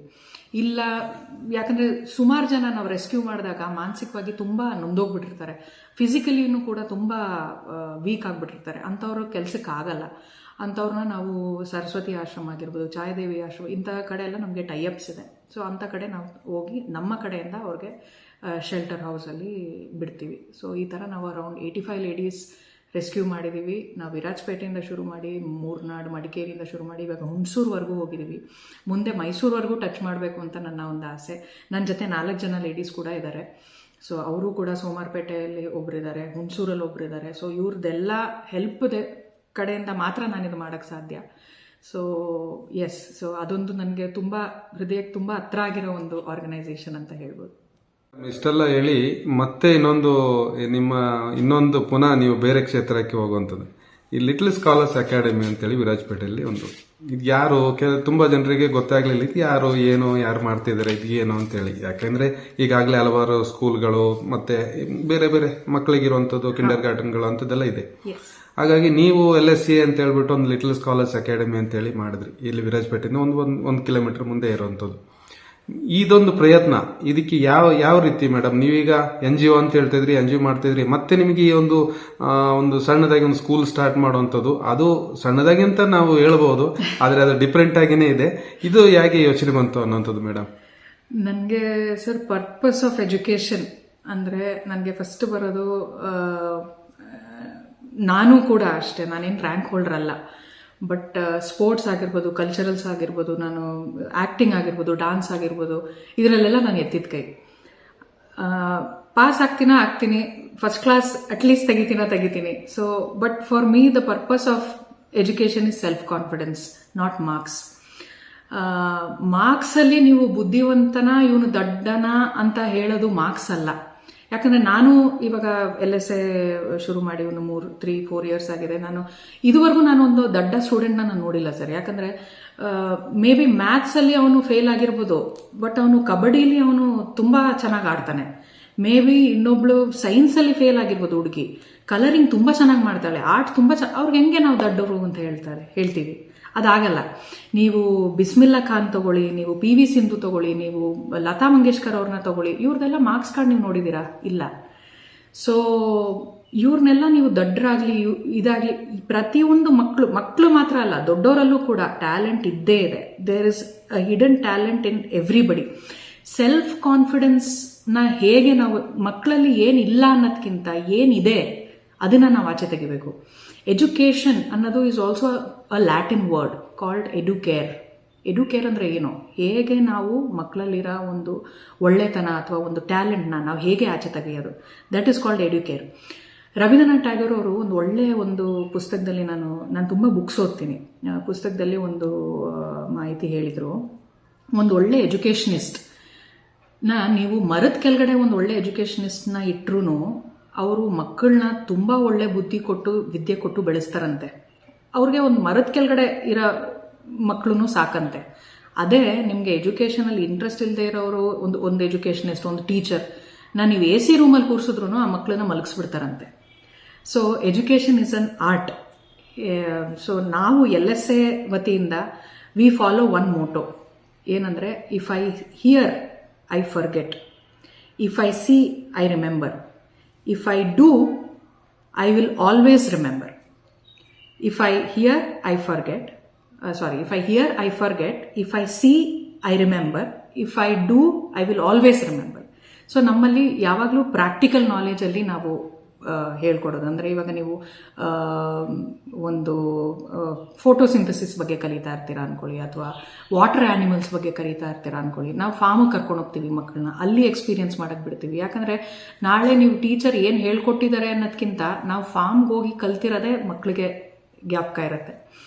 ಸೊ ಹಾಗೆ ರಾಮೇಶ್ವರಂ ಅಂತ ಒಂದು ಚಿಕ್ಕ ವಿಲೇಜಿಂದ ಒಬ್ಬ ರಾಷ್ಟ್ರಪತಿ ಮಿಸ್ಟರ್ ಕಲಾಂ ಅವರು ಬರ್ತಾರೆ ಅಂದರೆ ಉತ್ಪತ್ತಿ ಆಗ್ತಾರೆ ಅಂತಂದರೆ, ಅಥವಾ ಪಂಜಾಬ್ ಅಂತ ಒಂದು ವಿಲೇಜಿಂದ ರಿಸರ್ವ್ ಬ್ಯಾಂಕ್ ಗವರ್ನರ್ ಆಗಿ ಮನಮೋಹನ್ ಸಿಂಗ್ ಅವರು ಬರ್ತಾರೆ ಅಂತಂದರೆ, ಅಥವಾ ರೈಲ್ವೆ ಸ್ಟೇಷನಲ್ಲಿ ಟೀ ಮಾರೋರು ಪ್ರಧಾನಮಂತ್ರಿ ಆಗ್ತಾರೆ ಅಂತಂದರೆ, ನಮ್ಮ ವಿರಾಜಪೇಟೆಯಿಂದ ಯಾಕೆ ಆಗಬಾರ್ದು ಸರ್?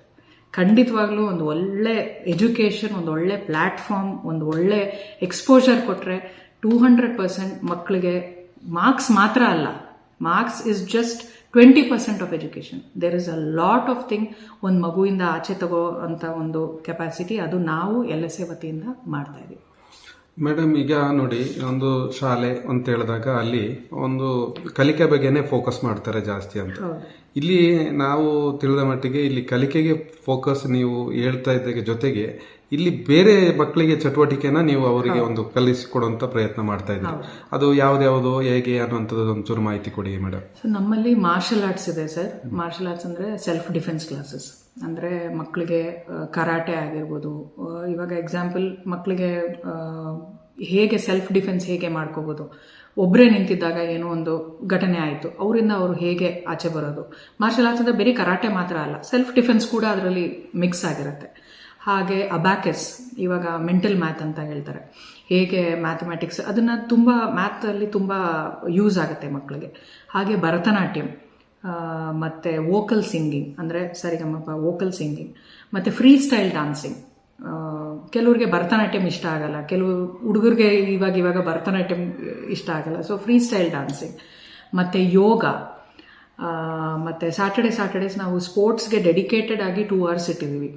ಬೇರೆನ ಮಕ್ಕಳು ಬೇರೆ ಒಂದು ಸ್ಪೋರ್ಟ್ಸ್ ಏರಿಯಾಗೆ ಕರ್ಕೊಂಡೋಗಿ ಅವ್ರಿಗೆ ಅಲ್ಲಿ 2 hours ಡೆಡಿಕೇಟೆಡ್, ಇವಾಗ ಕ್ರಿಕೆಟ್ ಆಗಿರ್ಬೋದು, ಇನ್ನು ಫುಟ್ಬಾಲ್ ಆಗಿರ್ಬೋದು, ಈ ಥರ ಎಲ್ಲ ನಾವು ಡೆಡಿಕೇಟೆಡ್ ಸ್ಯಾಟರ್ಡೇ ಅಂದರೆ ಫಿಟ್ನೆಸ್ ಸ್ಯಾಟರ್ಡೇ ಅಂತ ಮಾಡ್ತಾ ಇದ್ದೀವಿ.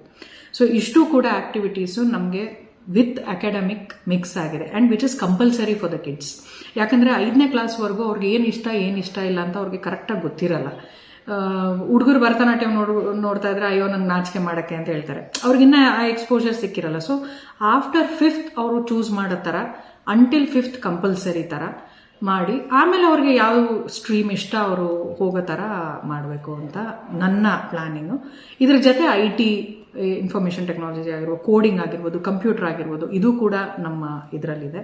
ಮತ್ತು ವ್ಯಾಲ್ಯೂ ಬೇಸ್ಡ್ ಎಜುಕೇಷನ್ ಅಂದರೆ ನಿಮ್ಮ ಡೈನಿಂಗ್ ಎಟಿಕ್ವೆಟ್ಸ್, ಒಂದು ಡೈನಿಂಗ್ ಟೇಬಲಲ್ಲಿ ಕೂತ್ಕೊಂಡು ಹೇಗೆ ಊಟ ಮಾಡಬೇಕು, ಫೋಕ್ ಆ್ಯಂಡ್ ಸ್ಪೂನ್ ಹೇಗೆ ಯೂಸ್ ಮಾಡೋದು, ಮತ್ತು ಗುಡ್ ಟಚ್ ಬ್ಯಾಡ್ ಟಚ್ ಹೇಗೆ ನಿಮ್ಮ ಫ್ಯಾಮಿಲಿ ಮೆಂಬರ್ಸಲ್ಲಿ ಹೇಗೆ ನೀವು ಹೇಳ್ಕೊಡ್ಬೇಕು, ನನಗೇನೋ ಸಮಥಿಂಗ್ ಅನ್ಫಾರ್ಸೀನ್ ಇನ್ಸಿಡೆಂಟ್ಸ್ ಆಗಿದ್ರೆ ಹೇಗೆ ಮಾತಾಡಬೇಕು. ಸೊ ಈ ಥರವೂ ಕೂಡ ನಾವು ನಮ್ಮ ವ್ಯಾಲ್ಯೂ ಎಜುಕೇಷನಲ್ಲಿ ನಾವು ಹೇಳ್ಕೊಡ್ತೀವಿ. ಸೊ ಬೇಸಿಕಲಿ ನಾನು ಹೇಳ್ದಂಗೆ ಮಾರ್ಕ್ಸ್ ಮಾತ್ರ ಅಲ್ಲ, activity based, value based education. Class ರೂಮ್ಗಳಿದೆ, ಸ್ಟೂಡೆಂಟ್ಸ್ಗಳು ಎಷ್ಟಿದೆ, ಮತ್ತು ಯಾವ ರೀತಿ ಅವರಿಗೆ ಒಂದು ಹೋಗಿ ಬರುವಂಥ ಒಂದು ವೆಹಿಕಲ್ಗಳಿರ್ಬೋದು, ಅದನ್ನ ಯಾವ ಥರ ಮಾಡ್ಕೊಂಡು ಬರ್ತಾ ಇದ್ದೀರಾ ಮೇಡಮ್ ಅನ್ನೋಂಥದ್ದು? ಸೊ ಇವಾಗ ಕಿಂಡರ್ ಗಾರ್ಡನ್ ಇಂದ ನಮಗೆ 3rd ಸ್ಟ್ಯಾಂಡರ್ಡ್ವರೆಗೂ ಇದೆ ಸರ್. ಸೊ ಅದು ನಮ್ಗೆ ಅರೌಂಡ್ 80-85 ಮಕ್ಕಳಿದ್ದಾರೆ. ಎಲ್ಲರೂ ಟ್ರಾನ್ಸ್ಪೋರ್ಟೇಷನ್ ತೊಗೊಂಡಿದ್ದಾರೆ. ಟ್ರಾನ್ಸ್ಪೋರ್ಟೇಷನ್ ನಮಗೆ ಇವಾಗ ಮಕ್ಕಳು ಈ ಏರಿಯಾಯಿಂದ ಬರ್ತಾರೆ ಅಂದರೆ ನಾವು ಆ ಏರಿಯಾಗೆ ಖುಷಿಯಾಗಿ ಟ್ರಾನ್ಸ್ಪೋರ್ಟೇಷನ್ ಕಳಿಸ್ತೀವಿ. ಯಾಕಂದರೆ ನಮಗೆ ಮಕ್ಕಳು ಕ್ವಾಲಿಟಿ ಎಜುಕೇಷನ್ ಕೊಡೋದು ನಮ್ಮ ಉದ್ದೇಶ ಆಗಿರೋದ್ರಿಂದ ಟ್ರಾನ್ಸ್ಪೋರ್ಟೇಷನ್ ಇದೆ. ಮತ್ತು ಯಾವ್ಯಾವ ಏರಿಯಾಗೆ ನಾವು ಇನ್ನೂ ಟಚ್ ಮಾಡಿಲ್ಲ ಆ ಏರಿಯಾ ಮಕ್ಕಳು ಆಸಕ್ತಿ ತೋರಿಸ್ತಾ ಇದ್ರೆ ನಾವು ಅಲ್ಲಿಗೂ ಕೂಡ ಟ್ರಾನ್ಸ್ಪೋರ್ಟೇಷನ್ ಕಳ್ಸೋಕ್ಕೆ ರೆಡಿ. ಸೊ ಹಾಗೆ ಸೊ ಇಲ್ಲಿವರೆಗೂ ತುಂಬ ಚೆನ್ನಾಗಿದೆ ರೆಸ್ಪಾನ್ಸು. ಬರೋ ಮಕ್ಕಳು ಕೂಡ ತುಂಬ ಖುಷಿಯಾಗಿ ಬರ್ತಾರೆ. ನಾನು ಎಲ್ಲ ಟೀಚರ್ಸ್ಗೂ ಹೇಳೋದಷ್ಟೇ, ಟೀಚರ್ಸು ಖುಷಿಯಾಗಿ ಬರಬೇಕು, ಮಕ್ಕಳು ಖುಷಿಯಾಗಿ ಬರಬೇಕು. ಆಮೇಲೆ ನೆಕ್ಸ್ಟ್ ಕಮ್ಸ್ ಅವ್ರು ಏನು ಕಲಿತಾರೆ, ಅವ್ರು ಏನು ಮಾಡ್ತಾರೆ. ಫಸ್ಟು ಯಾವುದೇ ಮಕ್ಕಳು ಹತ್ಕೊಂಡು ಸ್ಕೂಲಿಗೆ ಬರಬಾರ್ದು. ಸೊ ಟೀಚರ್ಸು ಅಷ್ಟೇ ಖುಷಿಯಾಗಿ ಬರಬೇಕು, ಮಕ್ಕಳು ಖುಷಿಯಾಗಿ ಬರಬೇಕು. ಅದಕ್ಕೋಸ್ಕರ ಏನು ಪ್ಲ್ಯಾಟ್ಫಾರ್ಮ್ ಬೇಕು ಅದನ್ನು ಟೀಚರ್ಸ್ ಆಗಲಿ ನಾವಾಗಲಿ ಸೃಷ್ಟಿ ಮಾಡಿಕೊಡ್ಬೇಕು. ಸೊ ಎಸ್, ಇವಾಗ ನೆಕ್ಸ್ಟ್ ನಾವು 4th ಆಗಲಿ 5th ಆಗಲಿ ಶುರು ಮಾಡಬೇಕು. ಮೆತ್ತಗೆ ಹೆಜ್ಜೆ ಹಾಕಿ ಹೋಗೋಣ ಅಂತ ಇದ್ದೀವಿ. ಸೊ ನೋಡೋಣ. ಎಲ್ಲರ ನಡುವೆ ನಾನು ಮತ್ತೊಮ್ಮೆ ನಿಮ್ಮನ್ನ ಕೇಳ್ತಾ ಇರೋದು, ಈಗ ಈ ಒಂದು ಪ್ರಯತ್ನದ ಜೊತೆಗೆ ಹಲವಾರು ಪ್ರಶಸ್ತಿಗಳು ಮತ್ತೆ ಉಳ್ಕೊಂಡು ಬರ್ತದೆ ನಿಮಗೆ. ಯಾಕೆಂದ್ರೆ ನಾನೇ ಆ ಪ್ರಶಸ್ತಿಗಳನ್ನ ಕೇಳಿದ್ರೆ ನಿಮ್ಗೆ ಸರಿ ಬರಲ್ಲ. ಅದು ನಿಮ್ಮ ಬಾಯಿಂದನೇ ಆ ಪ್ರಶಸ್ತಿಗಳು ಯಾವ್ದು ಸಿಕ್ಕಿದು ಅಂತ. ನಿಮ್ಮ ಪಕ್ಕದಲ್ಲಿ ನಾನು ಮ್ಯಾಗಝೈನ್ ನೋಡ್ತಾ ಇದ್ದೀನಿ. ಆ ಮ್ಯಾಗಝೈನ್ ನಾನೇ ನಿಮ್ಮನ್ನ ಕೇಳಿದೆ, ಮೇಡಮ್ ಅದು ಯಾರು ನಿಮ್ಮ ಥರನೇ ಇದ್ದಾರೆ ಅಂತ ನಾನು ಕೇಳ್ಬಿಟ್ಟೆ ನಾನು. ಹಾಗಾಗಿ ಯಾವ ಕ್ಷೇತ್ರಕ್ಕೆ ಸಂಬಂಧಪಟ್ಟಂತೆ ನಿಮಗೆ ಒಂದು ಪ್ರಶಸ್ತಿಗಳು ಬರ್ತದೆ ಮತ್ತೆ ಬೇರೆ ಬೇರೆ ವಿಚಾರಗಳು, ನಮಗೆ ಅದ್ರ ಬಗ್ಗೆ ಒಂದು ಡೀಟೇಲ್ ಆಗಿ ಒಂದು ಮಾಹಿತಿ ಕೊಡಿ ಮೇಡಮ್. ನನಗೆ ಸುವರ್ಣ ಅವಾರ್ಡ್ಸ್, ಸುವರ್ಣ TV ಅವರು ನನಗೆ ಬೆಸ್ಟ್ ವುಮೆನ್ ಆಂಟ್ರಪ್ರನರ್ ಅವಾರ್ಡ್ ಅಂತ ಕೊಟ್ಟಿದ್ದಾರೆ. ಹಾಗೆ ಟೈಮ್ಸ್ ಆಫ್ ಇಂಡಿಯಾ ಅವರು ನನಗೆ ವುಮೆನ್ ಆಫ್ ದ ಇಯರ್ ಅಂತ ನನ್ನ NGOಗೋಸ್ಕರ ಕೊಟ್ಟಿದ್ದಾರೆ. ಹಾಗೆ ಇನ್ಸೈಡ್ ಬಿಸ್ನೆಸ್ ಸಕ್ಸಸ್ ಮ್ಯಾಗಝೀನ್, ಇದು ಒಂದು ಆಲ್ ಇಂಡಿಯಾ ಸರ್ಕ್ಯುಲೇಷನ್ ಮ್ಯಾಗಝೀನ್. ಇದರಲ್ಲಿ ನನ್ನ ಕವರ್ ಪೇಜ್ ಆಗಿ ಆಯ್ಕೆ ಮಾಡ್ಕೊಂಡಿದ್ದಾರೆ. ಬಿಕಾಸ್ ಇದು ವುಮೆನ್ಸ್ ಡೇ ಎಡಿಷನ್, ಮಾರ್ಚಲ್ಲಿ ವುಮೆನ್ಸ್ ಡೇ ಬರ್ತಾ ಇದೆ. ಸೊ ಅದರ ಎಡಿಷನ್ ಮುಖಾಂತರ ಅದೊಂದು ಇದು ಮಾಡಿದ್ದಾರೆ. ಹಾಗೆ ಮೈಸೂರು ಫೋರಮ್ ಫೋರಮ್ ಮಾಲ್ ನೀವು ಕೇಳಿರ್ಬೋದು. ಆಗ ಫೋರಮ್ ಗ್ರೂಪ್ಸ್ ಅವರು ನನ್ನ again entrepreneur, women entrepreneur awards ಆಗಿ ಕೊಟ್ಟಿದ್ದಾರೆ. ಹಾಗೆ ಕೊಡಗಲ್ಲಿ ಹೇಳಬೇಕು ಅಂದರೆ ನಮ್ಮ ನಾಟ್ಯ ಮಯೂರಿ ಶಾಲೆಯವರಾಗಿರ್ಬೋದು, ಹಾಗೆ ನಮ್ಮ ಕರುನಾಡ ಸಿರಿ ಅಸೋಸಿಯೇಷನ್ ಮೂರ್ನಾಡ್ ಅವರಾಗಿರ್ಬೋದು, ಕಾಫಿ ಬೋರ್ಡ್ ಅವರಾಗಿರ್ಬೋದು, ಇವರೆಲ್ಲರೂ ನನ್ನ ರೆಕಗ್ನೈಸ್ ಮಾಡಿದ್ದಾರೆ. ಅವಾರ್ಡ್ ಅನ್ನೋದಕ್ಕಿಂತ ನನ್ನ ರೆಕಗ್ನೈಸ್ ಮಾಡಿದ್ದಾರೆ ಅಂತ ಹೇಳ್ಬೋದು. ಯಾಕಂದರೆ ನನ್ನ ಈ ಪುಟ್ಟ ಸಾಧನೆ, ನನ್ನ ಒಂದು ಚಿಕ್ಕ ಹಳ್ಳಿಯಲ್ಲಿ ನಾನು ಏನೋ ಒಂದು ಚಿಕ್ಕ ಪುಟ್ಟ ಕೆಲಸ ಮಾಡ್ತಾ ಇರ್ಬೇಕಾದ್ರೆ ನನ್ನ ರೆಕಗ್ನೈಸ್ ಮಾಡ್ತಾ ಇದ್ದಾರಲ್ಲ ಅಂತ ನನಗೊಂದು ಖುಷಿ. ಯಾಕಂದರೆ ಮೈಸೂರು ಬೆಂಗಳೂರಿಂದ ಬಿಸ್ನೆಸ್ ಕಾಸ್ಮೋಪಾಲಿಟನ್ ಮೆಟ್ರೋಪಾಲಿಟನ್ ಸಿಟೀಸ್ ಆಗಿದ್ರೆ ರೆಕಗ್ನಿಷನ್ ಸಿಗೋದು ತುಂಬ ಈಸಿ. ಯಾಕಂದರೆ ಇಟ್ಸ್ ಅ ಬಿಗ್ಗರ್ ಸಿಟಿ, ತುಂಬ ಜನ ನೋಡ್ತಾರೆ, ನಿಮ್ಮಂಥವ್ರು ತುಂಬ ಜನ ಸುತ್ತಮುತ್ತ ಇರ್ತಾರೆ. ಬಟ್ ಇಂಥ ಚಿಕ್ಕ ಹಳ್ಳಿಯಿಂದ ನನ್ನ ಒಂದು ರೆಕಗ್ನೈಸ್ ಮಾಡಿ, ಇಲ್ಲ ಇವ್ರು ಏನೋ ಮಾಡ್ತಾ ಇದ್ದಾರೆ ಅಂತ ಇಲ್ಲಿಂದ ಸುವರ್ಣ ಆಗಲಿ, ಇಲ್ಲಿಂದ ಟೈಮ್ಸ್ ಆಗಲಿ, ಇಲ್ಲಿಂದ ಕೊಡಗಿನ ಜನ ಆಗಲಿ ರೆಕಗ್ನೈಸ್ ಮಾಡಬೇಕಾದ್ರೆ ಅದು ಏನೋ ಒಂಥರ ನನಗೆ ಸದ್ಯ ಇದು ಯಾರೋ ನೋಡ್ತಾ ಇದ್ದಾರಪ್ಪ, ಇದು ಯಾರೋ ನನ್ನ ಹಿಂದೆ ಯಾರೋ ನಿಂತಿದ್ದಾರೆ, ನನಗೊಂಥರ ಇನ್ನೂ ಜಾಸ್ತಿ ರೆಸ್ಪಾನ್ಸಿಬಿಲಿಟೀಸ್ ಅನಿಸುತ್ತೆ. ಯಾಕಂದರೆ ಇನ್ನೂ ಮಾಡಬೇಕು, ಜನ ನನ್ನ ಮೇಲೆ ಏನೋ ಒಂದು ಆಸೆ ಇಟ್ಕೊಂಡಿದ್ದಾರೆ, ಇವರೇನೋ ಮಾಡ್ತಾರೆ ಅನ್ನೋ ಒಂದು ಇದಿಟ್ಕೊಂಡಿದ್ದಾರೆ ಅಂತ. ಸೊ ತುಂಬ ಖುಷಿ ಆಗುತ್ತೆ. ಹಾಗೆ 2024 ಈಗ ಮಾರ್ಚಲ್ಲಿ ಗೋವಾಲ್ಲಿ ಒಂದು ವುಮೆನ್ ಆಂಟ್ರಪ್ರನರ್ಸ್ ಮೀಟ್ ನಡೀತಾ ಇದೆ. ನಮ್ಮ ಕೆಟ್ರಿನಾ ಕೈಫ್ ಅವರು ಇವರು ಎಲ್ಲ ಬರ್ತಾ ಇದ್ದಾರೆ. ಆ ಈವೆಂಟ್ಗೂ ನನಗೆ ಒನ್ ಆಫ್ ದ ಗೆಸ್ಟ್ ಆಗಿ ಕರೆದಿದ್ದಾರೆ. ಡೆಲ್ಲಿಲಿ ಇವಾಗ ಫೆಬ್ರವರಿಲಿ ನಾನು ಒಂದು ಈವೆಂಟ್ ಅಟೆಂಡ್ ಮಾಡಿ ಬಂದೆ. ನನಗೆ ಮೋದಿಯವ್ರ ಜೊತೆ ಫೇಸ್ ಟು ಫೇಸ್ ಮೀಟ್ ಮಾಡೋ ಒಂದು ಅವಕಾಶ ಸಿಕ್ತು.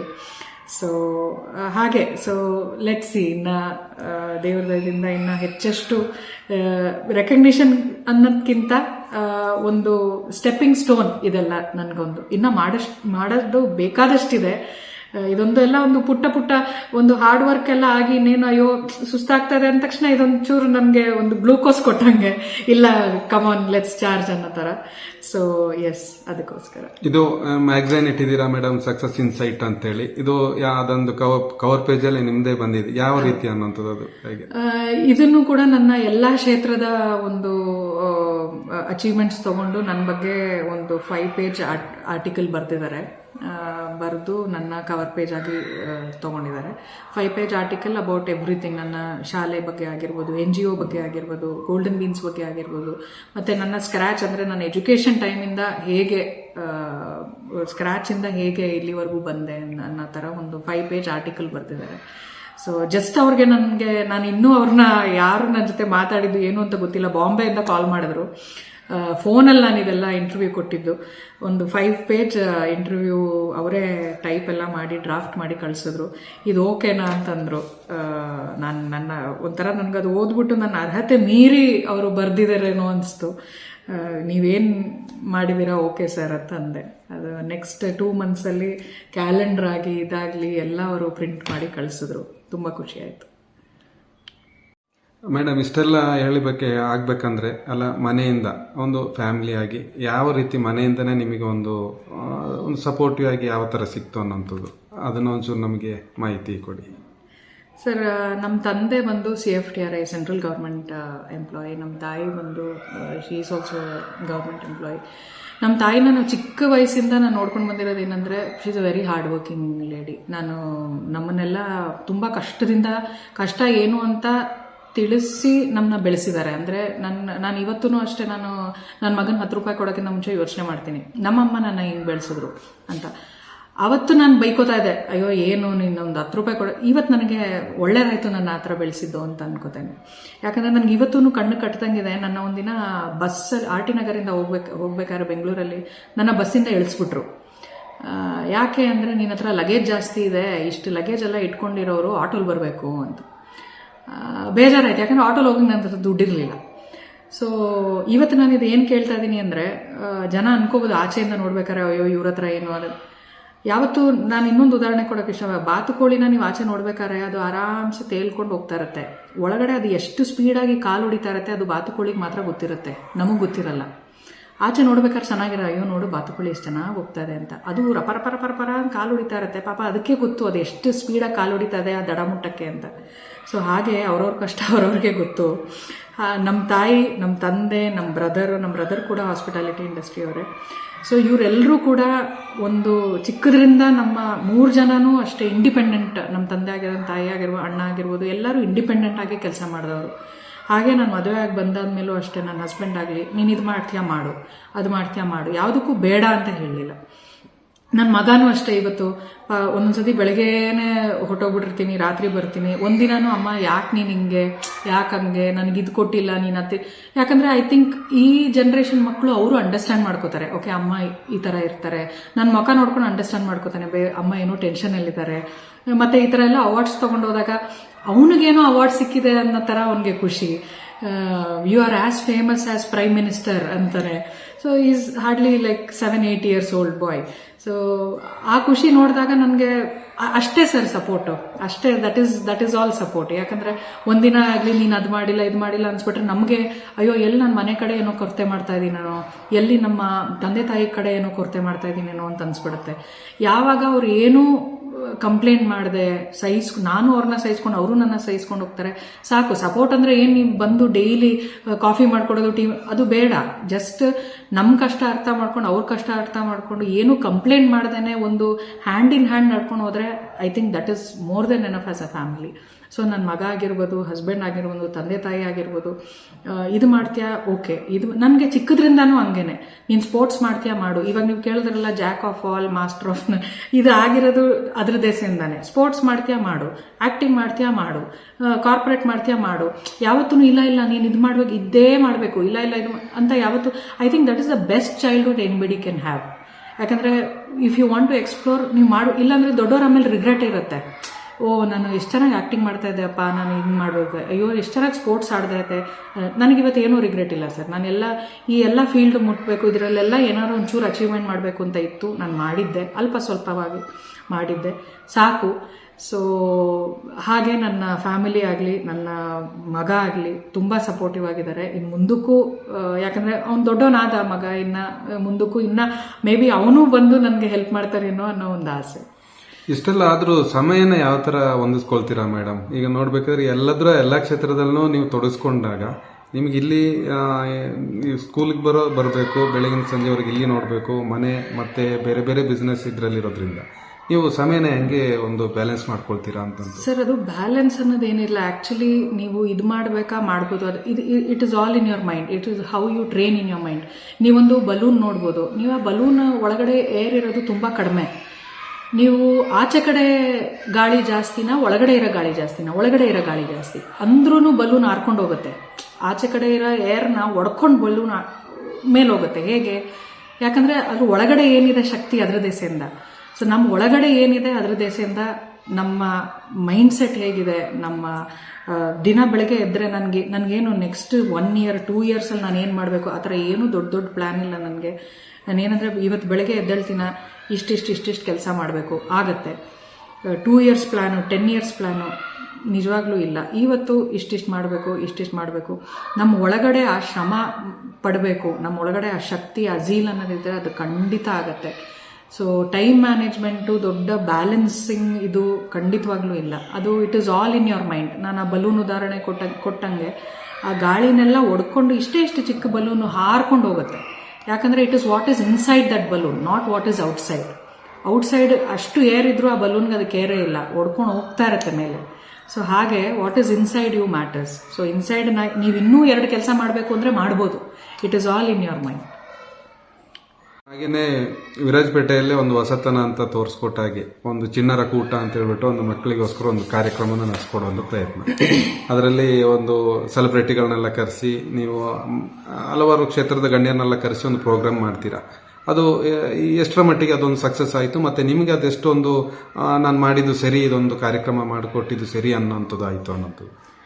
ಸರ್, ವಿರಾಜಪೇಟೆಯಲ್ಲಿ ಟ್ರೆಂಡ್ ಅದು ಅಂದರೆ Virajpet was always a trend centre sir. ಅದು ಇವಾಗಿನ ಕಾಲದಿಂದ ಅಲ್ಲ. ಅದು ನಾನು ಚಿಕ್ಕದ್ರಲ್ಲಿ ನನ್ನ ಫ್ರೆಂಡ್ ಒಬ್ರು ಇದ್ರು, ಕೃತಿಕಾ ಬಳ್ಳಿಯಪ್ಪ ಅಂತ. ಆಗಿನ ಕಾಲಕ್ಕೆ ನಾನು Cariappa sir, field marshal Cariappa sir ಅವ್ರ ಮನೆಗೆ ಹೋಗ್ತಾ ಇದ್ದೆ. ಆವಾಗ ಅವರೊಂದು ಬೌಲ್ ಆಫ್ ಚಾಕ್ಲೇಟ್ಸ್ನ ಇಟ್ಕೊಂಡು ಕೂರೋರು. ಬಾಯ್ಲಿ you sing national anthem correctly, I will give you a chocolate ಅಂತಾದ್ರು. ಸೊ ಆವಾಗಿನ ಕಾಲದಿಂದ ನಾನು ವಿರಾಜಪೇಟೆಯಲ್ಲಿ, ಕೊಡಗೂರು ಆಗಲಿ, ನಾನು ಆ ಪೇಟ್ರಿಯಾಟಿಸಮ್, ಆ ಒಂದು ಕಲ್ಚರ್ಗೆ ಇರೋ ಲವ್, ಆ ಒಂದು ಜನಪದ ನೃತ್ಯ ಆಗಿರೋ ಲವ್, ಆ ಒಂದು ಏನು ಹೇಳ್ತಾರೆ, ಒಂದು ಈ ಡಾನ್ಸ್ಗೆ, ಈ ಪೂರ್ವಜರನ್ನ ಪೂಜಿಸೋ ಒಂದು ರೀತಿ ಆಗಲಿ, ಅಥವಾ ಈ ಗೌರಮ್ಮ ಅವರು ನೀವು ಕೇಳಿರ್ಬೋದು, she was the first poet, first story writer in Kannada. She was from Coorg.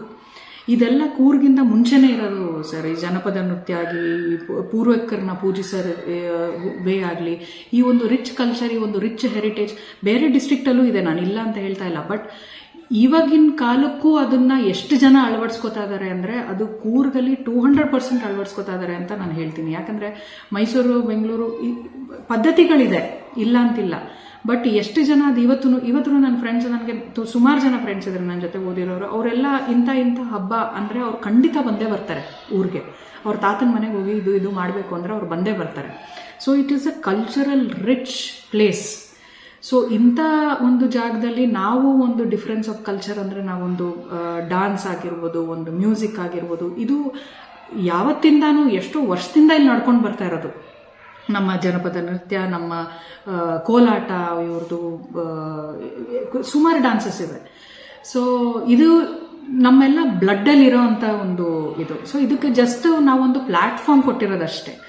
So S, ಚಿಣ್ಣರ ಕಲಾಕೂಟ ನಾವು ಪ್ರತಿ ವರ್ಷ ಮಾಡಿದ್ದೀವಿ. 3 ವರ್ಷ ಇದು this is second year. First year ನಾವು ಡ್ರಾಯಿಂಗ್ ಮತ್ತು ಪೇಂಟಿಂಗ್ ಮಾತ್ರ ಮಾಡಿದ್ವಿ.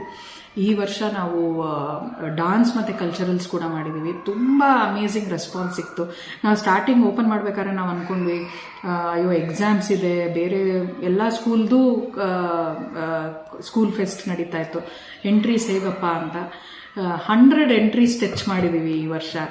100ಕ್ಕೂ ಹೆಚ್ಚು ಪಾರ್ಟಿಸಿಪೆಂಟ್ಸ್. ಕೊನೆಗೆ ನಾವು ಸ್ಟಾಪ್ ಮಾಡಬೇಕಾಗಿತ್ತು ನಾವು ರಿಜಿಸ್ಟ್ರೇಷನ್, ಅಷ್ಟು ಒಳ್ಳೆ ರೆಸ್ಪಾನ್ಸ್ ಬಂದಿದೆ.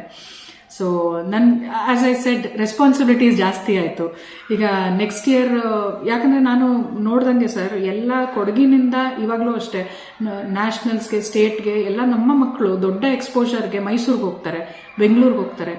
ಯಾಕೆ ಆ ಮಕ್ಕಳು ಇಲ್ಲಿಗೆ ಬರಬಾರ್ದು? ಯಾಕೆ ವಿರಾಜಪೇಟೆಯಲ್ಲಿ, ಮಡಿಕೇರಿಯಲ್ಲಿ ನಾವು ಒಂದು ಸ್ಟೇಜ್ ಆ ಥರ ಸೃಷ್ಟಿ ಮಾಡಬಾರ್ದು? ಯಾಕೆ ಅಲ್ಲಿರೋ ಮಕ್ಕಳು, ನಾನು ವಿರಾಜಪೇಟೆಗೆ ಹೋಗ್ತಾ ಇದ್ದೀನಪ್ಪ, ಅಲ್ಲೊಂದು ಈ ಥರ ಸ್ಟೇಟ್ ಲೆವೆಲ್ ನಡೀತಾ ಇದೆ, ಡಿಸ್ಟ್ರಿಕ್ಟ್ ಲೆವೆಲ್ ನಡೀತಾ ಇದೆ ಅಂತ ಯಾಕೆ ಆ ಮಕ್ಕಳು ಇಲ್ಲಿಗೆ ಬರಬಾರ್ದು? ಆ ಥರ ಸ್ಟೇಜು ಇಲ್ಲಿ ಮಾಡಬೇಕು ಸರ್. ಇಲ್ಲಿ ಮಾಡೋ ತುಂಬ ಜನ ಟ್ಯಾಲೆಂಟ್ಸ್ ಇಲ್ಲಿ ನಮ್ಮವರೇ ಇದ್ದಾರೆ. ಈ ಥರ ನಮ್ಮ ಚಿಣ್ಣರ ಕಲಾಕೂಟ ಅದೊಂದು ಡ್ರೀಮು. ಸೊ ಇದೊಂದು ಮೈಲ್ ಸ್ಟೋನ್ ಆಗಿದೆ ನಮಗೆ. ಸೊ ಮುಂದಿನ ವರ್ಷ ಖಂಡಿತ ನಾವು ಇನ್ನೂ ಎಂಟ್ರೀಸ್ನ ಮೈಸೂರು ಕೂಡ ಓಪನ್ ಮಾಡಬೇಕು ಅಂತ ಇದ್ದೀವಿ. ಇನ್ನಷ್ಟು ಬೆಟರ್ ಸೆಲೆಬ್ರಿಟೀಸ್ ಕರೆದು ಇನ್ನಷ್ಟು ಮಕ್ಕಳಿಗೆ ಈ ಥರ ವಿರಾಜಪೇಟೆಯಲ್ಲೂ ಕೂಡ ನಡೆಯುತ್ತೆ, ಮೈಸೂರಿಂದ ಕೂಡ, ಮೈಸೂರು ಮಕ್ಕಳು ಈ ಮಕ್ಕಳು ಅಥವಾ ಬೆಂಗಳೂರು ಮಕ್ಕಳು ಈ ಮಕ್ಕಳು ಎಲ್ಲರೂ ಕೂಡ ಬೆರಿಬೇಕು. ಬೆರೆತಾಗ ಅವ್ರಿಗೆ ಕಾಂಪಿಟೇಷನ್ ಏನು, ಅವ್ರಿಗೆ ಸ್ಪಿರಿಟ್ ಏನು, ಒಂದು ಸ್ಪೋರ್ಟ್ಮನ್ಶಿಪ್ ಏನು ಎಲ್ಲ ಗೊತ್ತಾಗುತ್ತೆ. ಸೊ ಆ ಒಂದು ಡ್ರೀಮಿಂದ ನಾನು ಚಿಣ್ಣರ ಕಲಾಕೂಟ ನಾವು ಆರ್ಗನೈಸ್ ಮಾಡಿರೋದು. So this is next year is going to be the 3rd year and 100% it is going to be bigger and better. ನಿಮ್ಮ ಒಂದು ಲಿಟಲ್ ಸ್ಕಾಲರ್ಸ್ ಅಕಾಡೆಮಿ ಈ ಮಕ್ಕಳಿಗೆ ಈಗ ಒಂದು ದೇಶದಲ್ಲಿ ನಡೆಯುವಂಥ ಎಲ್ಲ ಒಂದು ಜಾಗೃತಿ ವಿಚಾರ ತಗೊಂಡ್ರೆ, ನಮ್ಮ ಒಂದು ಸಂಬಂಧಪಟ್ಟ ಹಾಗೆ ಹಲವಾರು ಜಾಗೃತಿ ಕಾರ್ಯಕ್ರಮಗಳನ್ನ ಮಕ್ಕಳನ್ನ ನೀವು ಒಂದು ಬೇರೆ ಬೇರೆ ಇದಕ್ಕೆ ನೀವು ಕರ್ಕೊಂಡು ಹೋಗುವಂಥದ್ದು ಮತ್ತು ಅವ್ರ ಕೈಯಿಂದ ಅದರ ಒಂದು ಬಗ್ಗೆ ಅರಿವು ಮೂಡಿಸುವಂಥದ್ದು. ಅದ್ರ ಬಗ್ಗೆ ನಾನು ಮಧ್ಯದಲ್ಲೇ ಕೇಳಬೇಕಿತ್ತು, ಲೇಟ್ ಆಯ್ತೇನೋ, ಹೇಗೆ ಆದರೂ ಅದ್ರ ಬಗ್ಗೆ ಸ್ವಲ್ಪ ಒಂಚೂರು ಹೇಳಿ. ನಾವು ಹೇಳ್ದಂಗೆ ಸರ್, ಎಕ್ಸ್ಪೀರಿಯನ್ಷಿಯಲ್ ಲರ್ನಿಂಗ್ ಅಂದರೆ ಎಕ್ಸ್ಪೀರಿಯನ್ಸಿಂದ ಮಕ್ಕಳು ಕಲಿಯೋದು. ಸೊ ಇವಾಗ ಮೊನ್ನೆ ನಾವು ವಾಟರ್ ಟಾಪಿಕ್ ಬಗ್ಗೆ ಹೇಳ್ಕೊಡ್ತಾ ಇದ್ವಿ. ನಾವು ವಾಟರ್ ಟ್ರೀಟ್ಮೆಂಟ್ ಪ್ಲಾನ್, ಮುನ್ಸಿಪಾಲ್ಟಿಯವ್ರದ್ದು ವಾಟರ್ ಟ್ರೀಟ್ಮೆಂಟ್ ಪ್ಲಾನ್ ಇದೆ, ₹5 ಕಾಯಿನ್ ಹಾಕಿದ್ರೆ ನೀರು ತೊಗೊಂಡು ಬರೋದು, ಅಲ್ಲಿ ಕರ್ಕೊಂಡು ಹೋದ್ವಿ. ಸೊ ಇದು ಹೇಗೆ ವಾಟರ್ ಟ್ರೀಟ್ಮೆಂಟ್ ಆಗಿ ಕುಡಿಯೋ ಪ್ಯೂರ್ ನೀರು ಹೇಗೆ ಬರುತ್ತೆ, ಸೊ ಯಾಕೆ ನೀರು ವೇಸ್ಟ್ ಮಾಡಬಾರ್ದು, ಇದೆಲ್ಲ ನಾವು ಪಾಠ. ಇವಾಗಿನ ಮಕ್ಕಳು ಭಾಳ ಸ್ಮಾರ್ಟ್ ಇದ್ದಾರೆ ಸರ್. ಅವ್ರಿಗೆ ನೀವು ಏನಾದರೂ ಸುಳ್ಳು ಹೇಳ್ತಾ ಇದ್ರೂ ಅವ್ರಿಗೆ ಗೊತ್ತಾಗ್ಬಿಡುತ್ತೆ ನೀವು ಏನಕ್ಕೆ ಸುಳ್ಳು ಹೇಳ್ತಾ ಇದ್ದೀರಾ ಅಂತ. ಸೊ ಈ ಬೋರ್ಡು ಬುಕ್ಕು ಕಾನ್ಸೆಪ್ಟು ಹೋಯ್ತು. ಇವಾಗ ಏನಂದರೆ ಎಕ್ಸ್ಪೀರಿಯನ್ಷಿಯಲ್ ಲರ್ನಿಂಗ್, ನೋಡಿ ಕಲಿ ಮಾಡಿ ಕಲಿ ಅಂತ ಹೇಳ್ತಾರಲ್ಲ, ಆ ಥರ. ಸೊ ಈ ಎಕ್ಸ್ಪೀರಿಯನ್ಷಿಯಲ್ ಲರ್ನಿಂಗಲ್ಲಿ ನಾವು ಅವ್ರಿಗೆ ವಾಟರ್ ಟ್ರೀಟ್ಮೆಂಟ್ ಪ್ಲಾನ್ ಆಗಿರ್ಬೋದು, ಅವ್ರಿಗೆ ಫಾರ್ಮ್ ನಾವು ಅನ್ಕೋಬೋದು ಎಲ್ಲರ ಹತ್ರನೂ ತೋಟ ಇದೆ ಅವ್ರಿಗೆ ಇದೆ, ಖಂಡಿತವಾಗ್ಲೂ ಇಲ್ಲ. ಅವರು ಫಾರ್ಮ್ಗೆ ಹೋದಾಗ ಅವರು ಎಕ್ಸ್ಪ್ಲೇನ್ ಮಾಡೋ, ಅವರು ಎಕ್ಸ್ಪೀರಿಯನ್ಸ್ ಮಾಡೋ ಥಿಂಗ್ಸೇ ಬೇರೆ. ಮೀನನ್ನ ಮುಟ್ತಾರೆ, ಗಿಡಗಳನ್ನ ಪ್ಲಾಂಟ್ ಮಾಡ್ತಾರೆ. ನಮ್ಮ ಶಾಲೆಯಲ್ಲೂ ಅಷ್ಟೇ ಗಾರ್ಡನಿಂಗ್ ಬಗ್ಗೆ ಆಗಲಿ, ನಾನು ಹೇಳ್ದಂಗೆ ಡೈನಿಂಗ್ ಎಟಿಕ್ವೆಟ್ಸ್ ಅಂದರೆ ಟೇಬಲ್ ಮ್ಯಾನರ್ಸ್ ಆಗಲಿ, ಇವೆಲ್ಲವೂ ಒಂದು ಎಕ್ಸ್ಪೀರಿಯನ್ಸ್ ಮಾಡಿನೇ ಅವರು ಕಲಿಬೇಕು. ಹಾಗೆ ಪೋಸ್ಟ್ ಆಫೀಸ್ಗೆ ಹೋಗೋದಾಗಲಿ, ಬ್ಯಾಂಕ್ಗೆ ಹೋಗೋದಾಗಲಿ, ಇದೆಲ್ಲವೂ ಅವರು ಈ ವಯಸ್ಸಿಂದಾನೇ ಅವ್ರಿಗೆ ಅರ್ಥ ಆಗಬೇಕು. ಓಕೆ, ಕ್ಯೂನಲ್ಲಿ ದೊಡ್ಡ ವಿಷಯ ಏನಿಲ್ಲ, ಬ್ಯಾಂಕಿಗೆ ಹೋಗಿ ಕಲಿಯೋವಂಥ ಅಷ್ಟು ದೊಡ್ಡ ಮಕ್ಕಳಲ್ಲ, ಆದರೂ ಕೂಡ ಕ್ಯೂನಲ್ಲಿ ಹೇಗೆ ನಿಂತ್ಕೋಬೇಕು, ಯಾಕೆ ಕ್ಯೂನಲ್ಲಿ ನಿಂತ್ಕೋಬೇಕು, ಹೇಗೆ ಅಲ್ಲಿ ಹೋದ ತಕ್ಷಣ ಗುಡ್ ಮಾರ್ನಿಂಗ್ ಅಂತ ಹೇಳಿ ಎಕ್ಸ್ಕ್ಯೂಸ್ ಮೀ ಅಂತ ಹೇಳಬೇಕು, ಪ್ಲೀಸ್ ಅಂತ ಹೇಳಬೇಕು, ಯಾಕೆ ಕ್ಯೂನಿಂದ ನುಗ್ಕೊಂಡು ಹೋಗಬಾರ್ದು, ಇದೆಲ್ಲ ನಾಳೆ ಅವ್ರ ತಂದೆ ತಾಯಿಗೆ ಹೋಗಿ ಅವ್ರು ಹೇಳ್ಕೊಟ್ಟಾಗ ಎಲ್ಲೋ ಒಂದು ತಂದೆ ತಾಯಿಗೆ ಒಂದು ಅರಿವು ಮೂಡಿಸೋ ಅಂತ ಒಂದು ಪ್ರಯತ್ನ. ಸೊ ಹಾಗೆ ಟ್ರಾಫಿಕಲ್ಲಿ ಯಾಕೆ ನೀವು ಹಾರ್ನ್ ಹೊಡಿಬಾರ್ದು, ಯಾಕೆ ಗಾಡಿ ಯಾರು ಪೆಡಿಸ್ಟ್ರಿಯನ್ಸ್ ಹೋಗ್ತಾ ಇದ್ರೆ ಯಾಕೆ ಗಾಡೀಲಿ ವೆಯ್ಟ್ ಮಾಡಬೇಕು, first always respect the people who are walking on the road, always respect elders on the road. ಇದೆಲ್ಲವೂ ನಾವು ಇದು ಟೆಕ್ಸ್ಟ್ ಬುಕ್ಕಲ್ಲಿ ಬರೋವಂಥ ಪಾಠ ಅಲ್ಲ. ಇದೆಲ್ಲ ನಾವು ಎಕ್ಸ್ಟ್ರಾ ಮಕ್ಕಳಿಗೆ ಹೇಳಿಕೊಟ್ಟು to make them a better human being. Ambulance ಬಂದರೆ ಯಾಕೆ ಫಸ್ಟ್ ಅವ್ರನ್ನ ಬಿಡಬೇಕು, ಗೌರ್ಮೆಂಟ್ ಅಫಿಷಿಯಲ್ಸ್ ಪೊಲೀಸ್ ಗಾಡಿ ಇದೆಲ್ಲ ಬಂದರೆ ಯಾಕೆ ಅವ್ರನ್ನ ಬಿಡಬೇಕು, ಅವ್ರೇನೋ ಡ್ಯೂಟಿಲಿ ಇರ್ತಾರೆ, ಅವ್ರಿಗೆ ಫಸ್ಟ್ ಹೋಗಕ್ಕೆ ಬಿಡಬೇಕು. ಇದೆಲ್ಲವೂ ಕೂಡ ನಾವು ಒಂದು ಎಕ್ಸ್ಟ್ರಾ ನಾಲೆಡ್ಜ್ ಅವರಲ್ಲಿ ಅದೇ ಯಾರೋ ಕೇಳ್ತಾ ಇದ್ರು, ಏನು ಮೇಡಮ್ ನಿಮ್ಮ ಮಕ್ಕಳು ಯಾವಾಗಲೂ ರೋಡಲ್ಲಿ ಇರ್ತಾರೆ ಅಂತ. ಸೊ ರೋಡಲ್ಲಿರೋ ಉದ್ದೇಶ ಇಷ್ಟೇ. ಹಾಗೆ ನಾವು ಒಂದು ದೀಪಾವಳಿ ಟೈಮಲ್ಲೂ ಅಷ್ಟೇ, ಯಾಕೆ ಕ್ರ್ಯಾಕರ್ಸ್ ಹೊಡಿಬಾರ್ದು, ಯಾಕೆ ದೀಪ ಹಚ್ಚಿ ದೀಪಾವಳಿ ಮಾಡಿ, ಕ್ರ್ಯಾಕರ್ಸ್ ಹೊಡಿಬೇಡಿ. ಯಾರೋ ಒಬ್ರು ಪೇರೆಂಟ್ ನಮಗೆ ಮೊನ್ನೆ ಹೇಳ್ತಾ ಇದ್ರು, ಮೇಡಮ್ ನಮಗೆ ಉತ್ತರಿ ಟೈಮಲ್ಲೂ ದೀಪಾವಳಿ ಟೈಮಲ್ಲೂ ಪಟಾಕಿ ತರಕ್ಕೆ ಬಿಡ್ತಾ ಇಲ್ಲ ಮಗು ಅಂತ. ತುಂಬ ಖುಷಿ ಆಯಿತು. ಅಟ್ಲೀಸ್ಟ್ ತಂದೆ ತಾಯಿಗೆ ಹೋಗಿ ಈ ಥರ ಹೇಳ್ತಾ ಇದಾರಲ್ಲ, ದೀಪ ಹಚ್ಚಿ ದೀಪಾವಳಿ ಮಾಡಿ, ಪಟಾಕಿ ಹೊಡಿಬೇಡಿ ಅಂತ. ಹಾಗೆ ಇನ್ನೊಂದು ಕ್ಯಾಂಪೇನಿಂಗ್ ಮಾಡಿದ್ವಿ, ಬೇಟಿ ಬಚಾವ್ ಬೇಟಿ ಪಡಾವ್. ಹೆಣ್ಮಕ್ಳಿಗೆ ಯಾಕೆ ಕಲಿಕೆ ಮುಖ್ಯ, ಓದೋದು ಮುಖ್ಯ. ಹಾಗೆ ಸೆಲ್ಫ್ ಡಿಫೆನ್ಸ್ ಒಂದು ಕ್ಯಾಂಪೇನಿಂಗ್ ಮಾಡಿದ್ವಿ, ಅಂದರೆ ಯಾಕೆ ಹೆಣ್ಮಕ್ಳು ಕರಾಟೆ ಕಲಿಬೇಕು, ಯಾಕೆ ಅವರು ಫಿಟ್ ಆಗಬೇಕು ಅನ್ನೋ ಒಂದು ಇದು. ಸೊ ಈ ಥರ ಸುಮಾರು ಕ್ಯಾಂಪೇನಿಂಗ್ ಮಾಡಿದ್ವಿ. ಈ ಥರ ಏನಕ್ಕೆ ಅರಿವು ಮೂಡಿಸೋದು ಅಂದರೆ, ಅವರು ತಂದೆ ತಾಯಿ ಹತ್ರ ಹೋಗಿ ಹೇಳ್ಬೇಕು, ಅಥವಾ ಅವ್ರ ಅಜ್ಜ ಅಜ್ಜಿ ಹತ್ರ ಹೋಗಿ ಹೇಳ್ಬೇಕು, ಅವ್ರು ಅವರ ಪಕ್ಕದ ಮನೆಗೆ ಹೇಳ್ತಾರೆ, ಅವ್ರು ಇನ್ನೊಬ್ರಿಗೆ ಹೇಳ್ತಾರೆ. ಇದೆಲ್ಲ ಇಟ್ ಈಸ್ ಆಲ್ ಸೊಸೈಟಿಗೋಸ್ಕರ ನಾವು ಮಾಡ್ತಾ ಇರೋದು. ಅದು ನಾವು ಹೋಗಿ ಹೇಳ್ಬೋದು ಸೊಸೈಟಿಲಿ, ಬಟ್ ಮಕ್ಕಳು ಹೇಳಿದ್ರೆ ಅದು ಒಂಥರ it's a sentimental value. So ಆ ಥರ ನಾವು LSA ವತಿಯಿಂದ ತುಂಬ ಈ ಥರ ಕಾರ್ಯಕ್ರಮಗಳನ್ನ ಆಯೋಜನೆ ಮಾಡಿದ್ದೀವಿ, ಇನ್ನು ಮುಂದಕ್ಕೂ ಮಾಡ್ತೀವಿ. ಮೇಡಮ್, ಕೊನೆಯದಾಗಿ ನೀವು ಒಂದು ಹೇಗೆ ನೀವು ಒಂದು ಜನರಿಗೆ ಒಂದು ಮೆಸೇಜ್ ಕೊಡೋದಾದ್ರೆ, ಅಲ್ಲ ನಿಮ್ಮದೇ ಆದ ರೀತಿಯಲ್ಲಿ ಏನಾದರೂ ಹೇಳೋದಿದ್ರೆ ಒಂಚೂರು ಹೇಳ್ಬೋದು ಅಂತೇಳಿ. ಜನಗಳಿಗೆ ಮೆಸೇಜ್ ಅಥವಾ ಇನ್ನೊಂದಷ್ಟು ಕೊಡೋಷ್ಟು ದೊಡ್ಡವಳಲ್ಲ ಅನ್ಕೋತೀನಿ. ಆದರೂ ನಾನು ಹೇಳ್ದಂಗೆ ಕಷ್ಟಪಟ್ಟು ಶ್ರಮಪಟ್ಟು ಕೆಲಸ ಮಾಡಿದ್ರೆ ಏನು ಬೇಕಾದ್ರೆ ಸಾಧನೆ ಮಾಡ್ಬೋದು. ದಯವಿಟ್ಟು ಎಲ್ಲರೂ ಕೂಡ ನಾನು ಅದೇ ಎಕ್ಸ್ಪೆಕ್ಟ್ ಮಾಡೋದು, ಯಂಗ್ಸ್ಟರ್ಸ್ ಆಗಲಿ ದೊಡ್ಡವರಾಗಲಿ ಯಾರೇ ಕೂರ್ಗಾಚೆ ಹೋಗಿದ್ರು, ಎಜುಕೇಷನ್ ಪರ್ಪಸ್ ಹೋಗಿದ್ರು, ಇನ್ನೇನಕ್ಕೆ ಹೋಗಿದ್ರು, ವಾಪಸ್ ಬನ್ನಿ. ಇಲ್ಲಿ ತುಂಬ ಆಪರ್ಚುನಿಟೀಸ್ ಇದೆ. ನಾನು ಮೊನ್ನೆ ಮಡಿಕೇರಿಗೆ ಹೋದಾಗ 2-3 ಸ್ಟಾರ್ಟಪ್ ಕಂಪನೀಸ್ ನೋಡಿದೆ, ತುಂಬ ಖುಷಿ ಆಯಿತು. ಸೊ ಇಲ್ಲಿಗೆ ಬನ್ನಿ, ತುಂಬ ಆಪರ್ಚುನಿಟೀಸ್ ಇದೆ. ಒಟ್ಟಿಗೆ ಬೆಳೆಸೋಣ, ಒಟ್ಟಿಗೆ ಕೈ ಜೋಡಿಸೋಣ. ಮತ್ತು ಇಲ್ಲಿ ಕಾಲು ಎಳಿತಾರೆ, ಅದು ಎಳಿತಾರೆ, ಇದು ಎಳಿತಾರೆ, ಇದು ಎಲ್ಲ ಕಾಮನ್ನು, ಬಿಸ್ನೆಸ್ಸಲ್ಲಿ ಎಲ್ಲ ಕಾಮನ್ನು, ಯಂಗ್ಸ್ಟರ್ಸಲ್ಲಿ ಅದೆಲ್ಲ ಕಾಮನ್ನು. ಒಂದು ಅರ್ಥ ಮಾಡ್ಕೊಳ್ಳಿ, ಅವಕಾಶ ಯಾರು ಬೇಕಾದ್ರೂ ಕಿತ್ಕೋಬೋದು, ಹಣೆ ಭಾರ ಯಾರು ಕಿತ್ಕೊಳ್ಳೋಕ್ಕಾಗಲ್ಲ. ಅವನಿಗಿರೋದು ನನಗಿಲ್ವಲ್ಲ, ಅವನಿಂದ ಹೆಂಗೆ ನಾನು ಕಿತ್ಕೋಬೋದು ಅಂತ ನಿಮಗೆ ಒಂದು ಇದಾಗ್ಬೋದು. ಬಟ್ ಹಣೆ ಭಾರ ದೇವ್ರು ಬರೆದಿರೋದು, ಅದು ಕೊಟ್ಟಿರೋನು ಮಾತ್ರ ಕಿತ್ಕೊಳ್ಳೋಕ್ಕಾಗೋದು, ಬೇರೆ ಯಾರೂ ಕಿತ್ಕೊಳ್ಳೋಕ್ಕಾಗಲ್ಲ. ಸೊ ನಿಮ್ಮ ಹಣೆ ಭಾರದಲ್ಲಿ ಏನು ಬರೆದಿದೆ ಅದು ಖಂಡಿತ ಅದು ಆಗೇ ಆಗುತ್ತೆ. ದಯವಿಟ್ಟು ವಾಪಸ್ ಬನ್ನಿ, ಎಕ್ಸ್ಪ್ಲೋರ್ ಮಾಡಿ, ಎಲ್ಲ ಕಲಿಕೆ ಎಲ್ಲ ಕಲಿತು ವಾಪಸ್ ಬನ್ನಿ. ಕೊಡಗಿನ ಜನಕ್ಕೆ ಅದು ತುಂಬ ಇವಾಗ ಬೇಕಾಗಿರೋ ಅಂಥ ಒಂದು ಸಿಚುವೇಶನ್ ಅಂತ ಹೇಳ್ಬೋದು. ತುಂಬ ಇಂಪ್ರೂವ್ ಆಗಿದೆ ಕೊಡಗು. ಇವಾಗ 15 ವರ್ಷದ ಮುಂಚೆ ಏನು ನೋಡಿದ್ವಿ ಅದಲ್ಲ ಇದು. ಸೊ ಇನ್ನೂ ಕೂಡ ಸಾಕಷ್ಟು ಯಂಗ್ಸ್ಟರ್ಸ್ ವಾಪಸ್ ಬರಬೇಕು, ಕೊಡಗು ಬೆಳೆಸಬೇಕು ಅಂತ ಹೇಳಕ್ಕೆ ಇಷ್ಟಪಡ್ತೀನಿ. ಹಾಗೆಯೇ News3 ಒಂದು ಡಿಜಿಟಲ್ ಮೀಡಿಯಾ ಚಾನೆಲ್ ಬಗ್ಗೆ ಹೇಳೋದಾದ್ರೆ ನಿಮ್ಮಿಂದ ಏನು ಹೇಳಕ್ಕೆ ಬಯಸ್ತೀರಾ ನೀವು ಅನ್ನೋಂಥದ್ದು? News3 ನಾನು ಸುಮಾರು ವರ್ಷದಿಂದ ನಾನು ನೋಡಿಕೊಂಡು ಕೇಳ್ಕೊಂಡು ಬಂದಿದ್ದೀನಿ. ಒಂದು ಹಾನೆಸ್ಟ್ ಆ್ಯಂಡ್ ಅಪ್ರೈಟ್ ರಿಪೋರ್ಟಿಂಗ್ ಅಂತ ಹೇಳ್ಬೋದು. ಮತ್ತು ಸುಮಾರು ಇಂಟರ್ವ್ಯೂಸ್ನ ನೋಡಿದ್ದೀನಿ. ಯಾಕಂದರೆ ನಾನು ಇಂಥ ಟ್ಯಾಲೆಂಟ್ ಎಲ್ಲ ಇದೆಯಾ ಕೊಡಗಲ್ಲಿ ಅನ್ನೋದು ಒಂದು ಪ್ಲ್ಯಾಟ್ಫಾರ್ಮ್ News3 ನಿಜವಾಗ್ಲೂ ಕೊಟ್ಟಿದೆ. ಯಾಕಂದರೆ ಮೊನ್ನೆ ಒಂದು ರೆಸ್ಕ್ಯೂ ಮೂಮೆಂಟ್ ನೋಡಿದೆ, ಒಬ್ಬರು ಪ್ರೊಫೆಸರ್ ಬಗ್ಗೆ ಇಂಟರ್ವ್ಯೂ ನೋಡಿದೆ. ಇಂಥವ್ರನ್ನೆಲ್ಲ ರೆಕಗ್ನೈಸ್ ಮಾಡಿದಾಗ ನನಗೆ ತುಂಬ ಖುಷಿ ಆಗ್ತದೆ. ಯಾಕಂದರೆ ಒಂದು ಎಲ್ಲ ದೊಡ್ಡವ್ರನ್ನ ಇಂಟರ್ವ್ಯೂ ಮಾಡೋದು ಎಸ್, ಬಟ್ ಇಂಥ ಒಂದು ಟ್ಯಾಲೆಂಟ್ನ ಇವರು ಹುಡ್ಕೊಂಡು ಹೋಗ್ತಾರಲ್ಲ, ಅದಕ್ಕೆ ನಿಜವಾಗ್ಲೂ ನಾನು ಹ್ಯಾಟ್ಸ್ ಆಫ್ ಅಂತ ಹೇಳಬೇಕು. ಯಾಕಂದರೆ ಏನು ಉದ್ದೇಶದಿಂದ ಇವರು ಯಾವತ್ತೂ ಹೋಗಿಲ್ಲ, but upright and honest reporting. So ತುಂಬ ತುಂಬ ಥ್ಯಾಂಕ್ ಯು. ಇಂಥ ನ್ಯೂಸ್ ಚಾನೆಲ್ಗಳು ಇನ್ನೂ ಬರಬೇಕು ಕೊಡಗಲ್ಲಿ. And all the best to News3. ಇದೊಂದು ನನಗೆ ಇವತ್ತಿನ ದಿವಸ ನೀವು ನನ್ನ ಜೊತೆ ಒಂದು 1 hour ಟೈಮ್ ಕೊಟ್ಟಿದ್ದೀರಾ ಮೇಡಮ್. ನಿಮ್ಮ ಎಲ್ಲ ಒಂದು ಈ ಬ್ಯುಸಿ ಇರೋ ಶೆಡ್ಯೂಲಲ್ಲಿ ನೀವು ಎಷ್ಟೊಂದು ಟೈಮ್ ಕೊಟ್ಟಿದ್ದೀರಾ. ನಿಮಗೆ ಒಂದು ಒಳ್ಳೆಯದಾಗಲಿ. ಹಾಗೆ ನಿಮ್ಮ ಒಂದು ಲಿಟ್ಲ್ ಸ್ಕಾಲರ್ಸ್ ಅಕಾಡೆಮಿ ಇರಲಿ, ಬೇರೆ ಎಲ್ಲ ಕ್ಷೇತ್ರಗಳು ನಮ್ಮ ಒಂದು ರಾಜ್ಯದಲ್ಲಿ ಒಂದು ಪ್ರತಿಷ್ಠಿತ ಒಂದು ಉದ್ಯಮನೋ ಇಲ್ಲ ಕ್ಷೇತ್ರ ಆಗಿ ನಿಮ್ಮ ಒಂದು ಹೆಸರು ಇನ್ನಷ್ಟು ಇನ್ನೂ ಮೇಲಂತಸ್ತಿಗೆ ಹೋಗಲಿ ಅಂತ ಕೇಳ್ಕೊಳ್ತೀವಿ. ತುಂಬ ಧನ್ಯವಾದಗಳು ಮೇಡಮ್. Thank you. ತುಂಬ ಥ್ಯಾಂಕ್ಸ್.